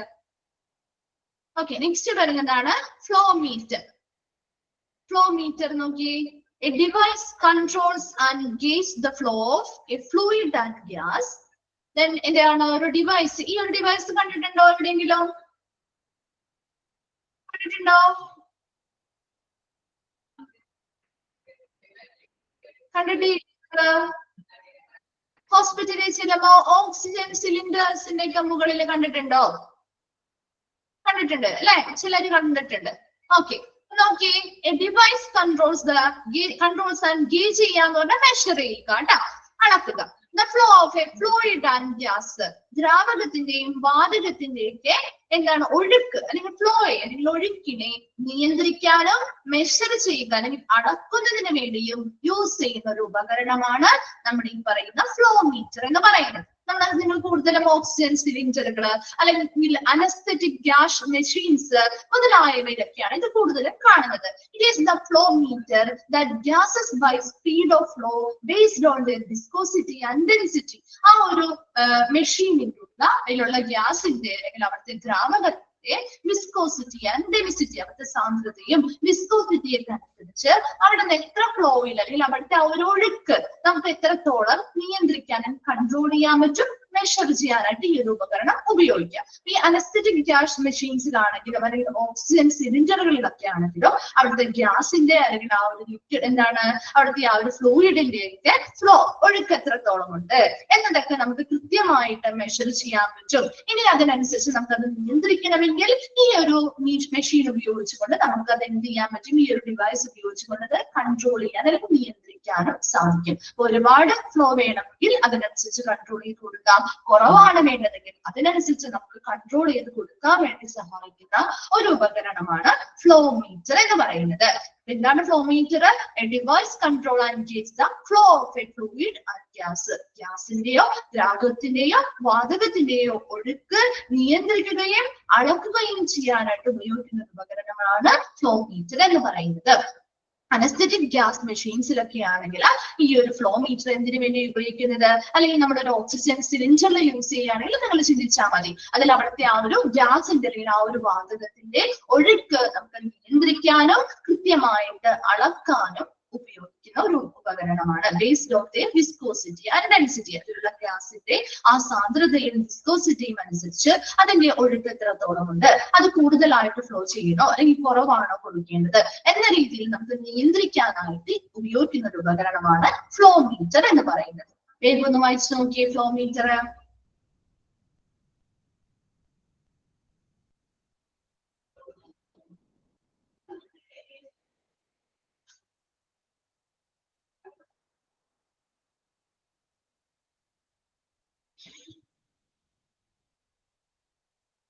ക്ലിയർ ആണോ? ഒന്നുകൂടി പറയണോ? ഫ്ലോ മീറ്റർ എന്ന് പറഞ്ഞാൽ നിങ്ങൾ ഇത്രയും മനസ്സിലാക്കുക. നമ്മുടെ ഒരു ഓക്സിജൻ സിലിണ്ടർ നിങ്ങളൊന്ന് അതൊന്നും ആലോചിച്ചാൽ മതി കേട്ടോ. ഒരു ഓക്സിജൻ സിലിണ്ടറിൽ അതിനുള്ളിൽ ഗ്യാസ് ഇല്ലേ? അപ്പൊ ആ ഒരു ഓക്സിജൻ ഗ്യാസ് അല്ലെങ്കിൽ ഓക്സിജൻ അങ്ങോട്ടും ഇങ്ങോട്ടും ഫ്ലോ ചെയ്യുന്ന അല്ലെങ്കിൽ അതിന്റെ ഒഴുക്ക് നമുക്ക് കൺട്രോൾ ചെയ്യണം, നിയന്ത്രിക്കണമെങ്കിൽ അല്ലെങ്കിൽ അത് എത്രത്തോളമാണ് അതിനുള്ളിൽ നിന്ന് ഫ്ലോ ചെയ്തു പോകുന്നതിന്റെ ആ ഒരു മെഷർ അല്ലെങ്കിൽ അത് അളക്കുന്നതിന് വേണ്ടി ഉപയോഗിക്കുന്ന ഒരു ഉപകരണമാണ് ഫ്ലോ മീറ്റർ എന്ന് പറയുന്നത്. അപ്പൊ ആ ഓക്സിജൻ സിലിണ്ടർ ഒക്കെ ആണെങ്കിൽ അതിന്റെ മുകളിലായിട്ട് ഈ ഒരു ഫ്ലോ മീറ്റർ ഘടിപ്പിച്ചു കഴിഞ്ഞാൽ അതിൽ നിന്ന് എത്രത്തോളം ഗ്യാസ് അല്ലെങ്കിൽ എന്ത് ഫ്ലോ ചെയ്ത് പോകുന്നുണ്ട് അത് നമുക്ക് മെഷർ ചെയ്യാൻ പറ്റും. അത് കൂടാതെ ചിലപ്പോൾ കൂടുതൽ ഓക്സിജൻ പോകണമെങ്കിലോ അല്ലെങ്കിൽ ഓക്സിജൻ കുറവ് ഫ്ലോ ചെയ്ത് അല്ലെങ്കിൽ ഒഴുകി അതിലൊന്ന് പുറത്തേക്ക് പോയാൽ മതിയെങ്കിലോ അതൊക്കെ നമുക്ക് കൺട്രോൾ ചെയ്യാനും നിയന്ത്രിക്കാനായിട്ട് ഈ ഒരു മെഷീന്റെ സഹായത്തോടു കൂടി സാധിക്കും. ക്ലിയർ ആണോ ഫ്ലോ മീറ്റർ?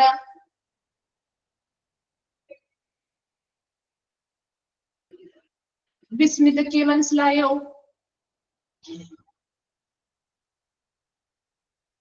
ഓക്കെ, നെക്സ്റ്റ് വരുന്നതാണ് സിറിഞ്ച് പമ്പ്. ഇതെവിടെയെങ്കിലും കണ്ടിട്ടുണ്ടോ സിറിഞ്ച് പമ്പ്? കണ്ടിട്ടുണ്ടോ? ഓക്കെ, ചിലര് കണ്ടിട്ടുണ്ടാവും അല്ലെ. എന്തിനു വേണ്ടിയായിരിക്കും ഈ സിറിഞ്ച് പമ്പ് യൂസ് ചെയ്യുന്നത്? ഒന്ന് ആലോചിച്ച് നോക്കിയാൽ നിങ്ങൾക്ക് മനസ്സിലാവും. എന്തിനു വേണ്ടിയായിരിക്കും സിറിഞ്ചുകൾ എന്തിനാ യൂസ് ചെയ്യുന്നത്? സിറിഞ്ച് എന്തിനാ യൂസ് ചെയ്യുന്നേ?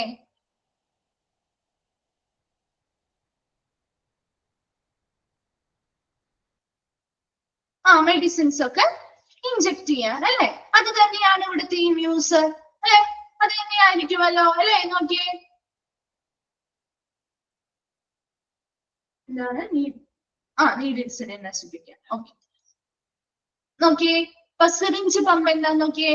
A syringe driver or syringe pump is a little infusion pump. Some consist of infuse and withdraw capability used to administer gradually small amount of fluid with or without medication to a patient or for using chemical and biomedical research. എന്തായിരിക്കും അപ്പോ? ഒരു syringe pump അല്ലെങ്കിൽ syringe driver എന്ന് പറയുന്നത് is A little infusion pump ആണ് അല്ലെ. നമ്മുടെ ബോഡിയിലേക്ക് നമ്മുടെ സിറിഞ്ചുകൾ എന്താണോ യൂസ് ചെയ്യുന്നത്, ഇൻഫ്യൂസ് ചെയ്യുന്നു അല്ലെങ്കിൽ കടത്തി വിട്ടുകൊണ്ട് നമുക്ക് എന്തെങ്കിലും മരുന്നുകളോ അല്ലെങ്കിൽ മറ്റെന്തെങ്കിലും ഫ്ലൂയിഡ്സ് ഒക്കെ പകർന്നു നൽകാൻ വേണ്ടിയിട്ട് യൂസ് ചെയ്യുന്ന ഒരു പമ്പാണ് ഈ സിറിഞ്ച് പമ്പ് എന്ന് പറയുന്നത്. Some consist of infuse and withdraw capability. ചിലവയ്ക്ക് നമുക്ക് അതിലേക്ക് കൊടുക്കാനുള്ള കേപ്പബിലിറ്റി ഉണ്ട്, ചിലവയ്ക്ക് അതിൽ നിന്ന് വിഡ്രോ ചെയ്യാൻ അല്ലെങ്കിൽ എന്താ തിരിച്ചെടുക്കാനുള്ള ഒരു കേപ്പബിലിറ്റിയും ചില സിറിഞ്ച് പമ്പുകൾക്ക് ഉണ്ടായിരിക്കും. Use to administer gradually small amount of fluids. വളരെ ചെറിയ എമൗണ്ടിൽ അല്ലെ, വളരെ ചെറിയ എമൗണ്ടിൽ ഫ്ലൂയിഡ്സ് എന്ത് ചെയ്യാം. ചിലവ എങ്ങനെയായിരിക്കാം? മരുന്നുള്ളതായിരിക്കും, ചിലത് അല്ലാത്ത ഫ്ലൂയിഡ്സ് ആയിരിക്കാം. അപ്പൊ പേഷ്യൻസിലേക്ക് ചെറിയ ചെറിയ എമൗണ്ടില്. അപ്പൊ ചിലപ്പോ എന്താണ്, ഇപ്പൊ ഇത് കൂടുതലായിട്ട് യൂസ് ചെയ്ത് ഇപ്പോ ദഹനനാളത്തിലേക്ക് നമുക്ക് നേരിട്ട് ഒരു ട്യൂബ് വഴി അല്ലെങ്കിൽ ഇങ്ങനെയുള്ള സിറിഞ്ച് വഴി ചിലപ്പോ പോഷകാഹാരങ്ങളോ മരുന്നുകളോ ഒക്കെ പേഷ്യൻസിന്റെ ബോഡിയിലേക്ക് നമുക്ക് എന്ത് ചെയ്യാൻ പറ്റും? കടത്തി വിടാനായിട്ട് സഹായിക്കും. അത് വളരെ ചെറിയ എമൗണ്ടിലായിരിക്കും കേട്ടോ, സ്മോൾ എമൗണ്ടിലാണ്. വളരെ ചെറിയ എമൗണ്ടില് രോഗികൾക്ക് മരുന്നോ അല്ലെങ്കിൽ ഇങ്ങനെയുള്ള പോഷകാഹാരങ്ങളൊക്കെ ഇത് ഉപയോഗിച്ച് നമുക്ക് അവരുടെ ബോഡിയിലേക്ക് എന്ത് ചെയ്യാം? പകർന്നു കൊടുക്കാനായിട്ട് പറ്റും. With or without medication. ചിലപ്പോ മരുന്നുകളാവാം, ചിലപ്പോ മരുന്നല്ലാത്ത ഫ്ലൂയിഡ്സ് ആയിരിക്കാം. To a patient or for use in chemical and biomedical research. Chemical and biomedical റിസർച്ചുകളിലും ഈ ഒരു എക്യുപ്മെന്റ് അല്ലെങ്കിൽ ഉപകരണം ഉപയോഗിക്കുന്നുണ്ട്. ഒരു സിറിഞ്ച് പമ്പ് അല്ലെങ്കിൽ ഒരു സിറിഞ്ച് ഡ്രിവർ എന്ന് പറയുന്നത് is A little infusion pump. ഒരു വളരെ ചെറിയൊരു ഇൻഫ്യൂസ് ചെയ്യുക നമ്മുടെ ബോഡിയിലേക്ക് എന്ത് ചെയ്യും? പമ്പ് ചെയ്ത് അല്ലെങ്കിൽ പകർന്ന് നൽകുന്ന രീതിയിലുള്ള ഒരു പമ്പാണ്. ഒന്നില്ലെങ്കിൽ ഫ്ലൂയിഡ് ആയിരിക്കാം, ചിലപ്പോൾ ഫ്ലൂയിഡ് വളരെ സ്മോൾ എമൗണ്ട് ആണ്, ചെറിയ എമൗണ്ടില് ഫ്ലൂയിഡ്സ് അല്ലെങ്കിൽ ദ്രാവകങ്ങള് നൽകുന്നതിന് വേണ്ടി ഉപയോഗിക്കുന്ന ഒരു ഉപകരണമാണ് സിറിഞ്ച് പമ്പ് എന്ന് പറയുന്നത്. ആ ഫ്ലൂയിഡ്സ് ചിലപ്പോ വിത്തൗട്ട് മെഡിക്കേഷൻ, ചിലപ്പോ മരുന്നുകളാവാം, ചിലപ്പോ അല്ലാത്ത ഫ്ലൂയിഡ്സ് ആവാം, ചിലപ്പോൾ അവർക്ക് വേണ്ടിയിട്ടുള്ള പോഷകാഹാരങ്ങളുമായി ബന്ധപ്പെട്ട ഫ്ലൂയിഡ്സ് ആവാം, അല്ലെങ്കിൽ എന്താവാം മരുന്നുകളൊക്കെ നേരിട്ട് നമുക്ക് ഈ ഒരു സിറിഞ്ച് വഴി വളരെ ചെറിയ എമൗണ്ടില് നമുക്ക് എന്ത് ചെയ്യാൻ പറ്റും? ദ്രാവക രൂപത്തില് നമുക്ക് വളരെ കൃത്യമായ അളവില് കൊടുക്കാനായിട്ട് സഹായിക്കുന്നുണ്ട്. അത് കെമിക്കൽ ആൻഡ് ബയോളജിക്കൽ റിസർച്ചുകളിലും ഈ ഒരു ഉപകരണം ഉപയോഗിക്കുന്നുണ്ട്. വായിച്ചു നോക്കിയ സിറിഞ്ച് പമ്പ്.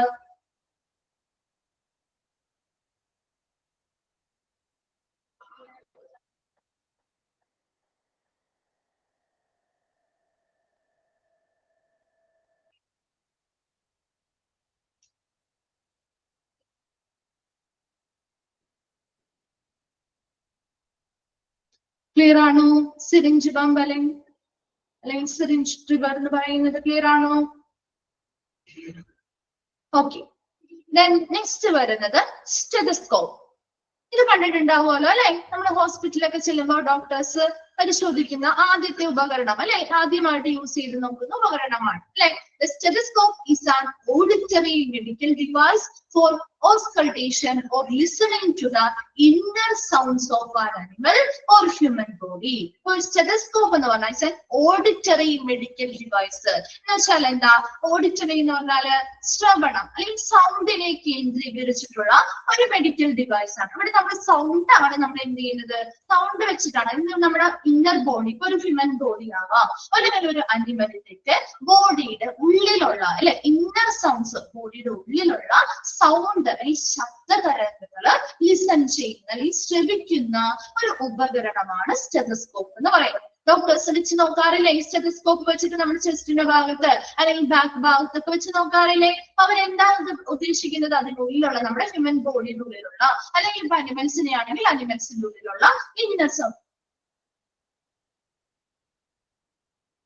എല്ലാ എക്യുപ്മെന്റ്സും, അതാണ് മിസ് ആദ്യമേ പറഞ്ഞില്ലേ, നമുക്ക് ഓരോ ഉപകരണങ്ങളും ഇമ്പോർട്ടന്റ് ആണെന്ന് പറയാൻ പറ്റില്ല. കാരണം 42 ഉപകരണങ്ങൾ നമുക്ക് ഇതിൽ പഠിക്കാനുണ്ട്. ആ 42 എണ്ണത്തിനും അതിൻ്റെതായ ഫങ്ഷൻസ് ഉണ്ട്. അപ്പൊ നമുക്ക് ഏത് വേണമെങ്കിലും നമുക്ക് എന്ത് വരാം, ക്വസ്റ്റ്യൻസ് വരാം കേട്ടോ. അതുകൊണ്ടാണ് ഇമ്പോർട്ടന്റ് ആണെന്ന് മിസ് എടുത്തെടുത്ത് പറയാത്തത്. കാരണം നിങ്ങൾക്ക് ഏത് വേണമെങ്കിലും ഇതിൽ നിന്ന് ചോദ്യം ചോദിക്കാം. നമുക്ക് കാരണം അത് ഇമ്പോർട്ടന്റ് ആണ്. ഓരോന്നും ഇമ്പോർട്ടന്റ് ആയിട്ടുള്ള ഓരോ ഉപകരണങ്ങൾ തന്നെയല്ലേ. നമുക്ക് വളരെ കുറച്ച് ഭാഗം ഇതിൽ പഠിക്കാൻ തന്നിട്ടുള്ളൂ. അതിൽ നിന്ന് ഏതിന് വേണമെങ്കിലും അതിന് എന്താണ്, അതിന്റെ പർപ്പസ് എന്താണ്, അല്ലെങ്കിൽ അതിന്റെ എക്സ്പാൻഡഡ് ഫോം എന്താണ് എന്ന രീതിയിൽ ഏതും ചോദ്യം ചോദിക്കാനുള്ള ചാൻസ് ഉണ്ട്. അതുകൊണ്ട് നമുക്ക് ഇമ്പോർട്ടന്റ് ആണ് ഒരെണ്ണമായിട്ട് അങ്ങനെ കുറച്ചെണ്ണം നമുക്ക് കുറച്ച് ഷോർട്ട് ചെയ്ത് പറയാൻ പറ്റില്ല കേട്ടോ. അപ്പൊ അതെല്ലാം നിങ്ങളൊന്ന് വായിച്ച് മനസ്സിലാക്കി വെച്ചാൽ മതി. അപ്പൊ അത് ഓരോന്നും എന്താണെന്ന് വായിച്ച് മനസ്സിലാക്കി നിങ്ങൾക്ക് കൃത്യമായിട്ട് ആൻസർ ചെയ്യാൻ പറ്റും കേട്ടോ. അത് വലിയ രീതിയിലുള്ള കൺഫ്യൂഷൻ വരുന്ന രീതിയിലുള്ള ഉപകരണങ്ങൾ ഇവിടെ പറയുന്നില്ല. ഓരോന്നും സെപ്പറേറ്റ് ആയിട്ടുള്ള ഓരോ ഫങ്ഷൻസ് അല്ലേ. അതുകൊണ്ടാണ് മിസ് ഓരോന്നും ഇമ്പോർട്ടന്റ് ആണെന്നുള്ളത് പ്രത്യേകം എടുത്ത് പറയാത്തത് കേട്ടോ.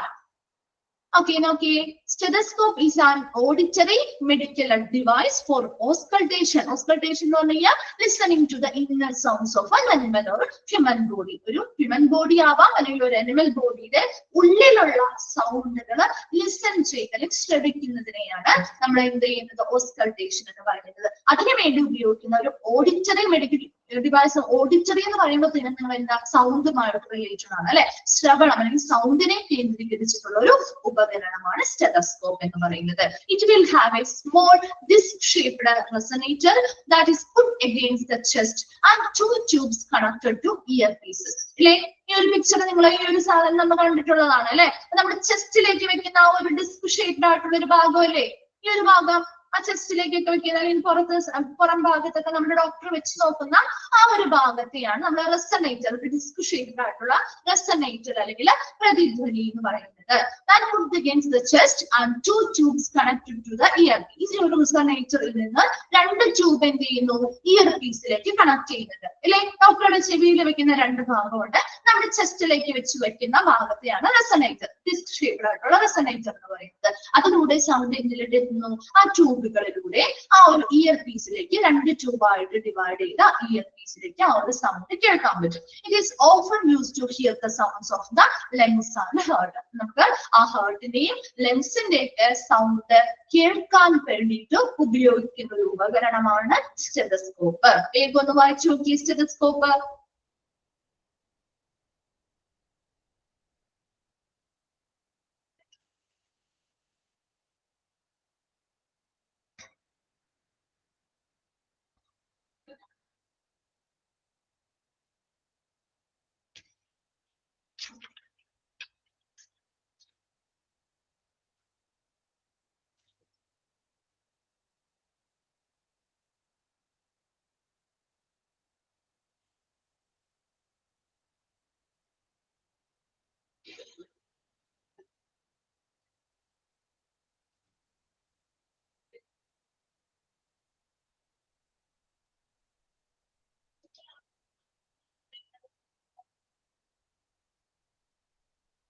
ക്ലിയർ ആണോ? അപ്പൊ നമ്മൾ 14 എണ്ണം പറഞ്ഞിട്ടുണ്ട്. ആ ഒരു 14 എണ്ണത്തിലും ഏതെങ്കിലും ഡൗട്ട് ഉണ്ടോ?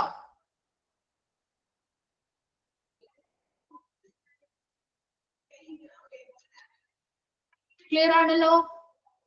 ഓക്കെ, ബാക്കി നമുക്ക് നെക്സ്റ്റ് ക്ലാസ്സിൽ എടുക്കാം. ഓക്കെ, അപ്പൊ 15 തുടങ്ങി നമുക്ക് നെക്സ്റ്റ് ക്ലാസ്സിൽ എടുക്കാം കേട്ടോ.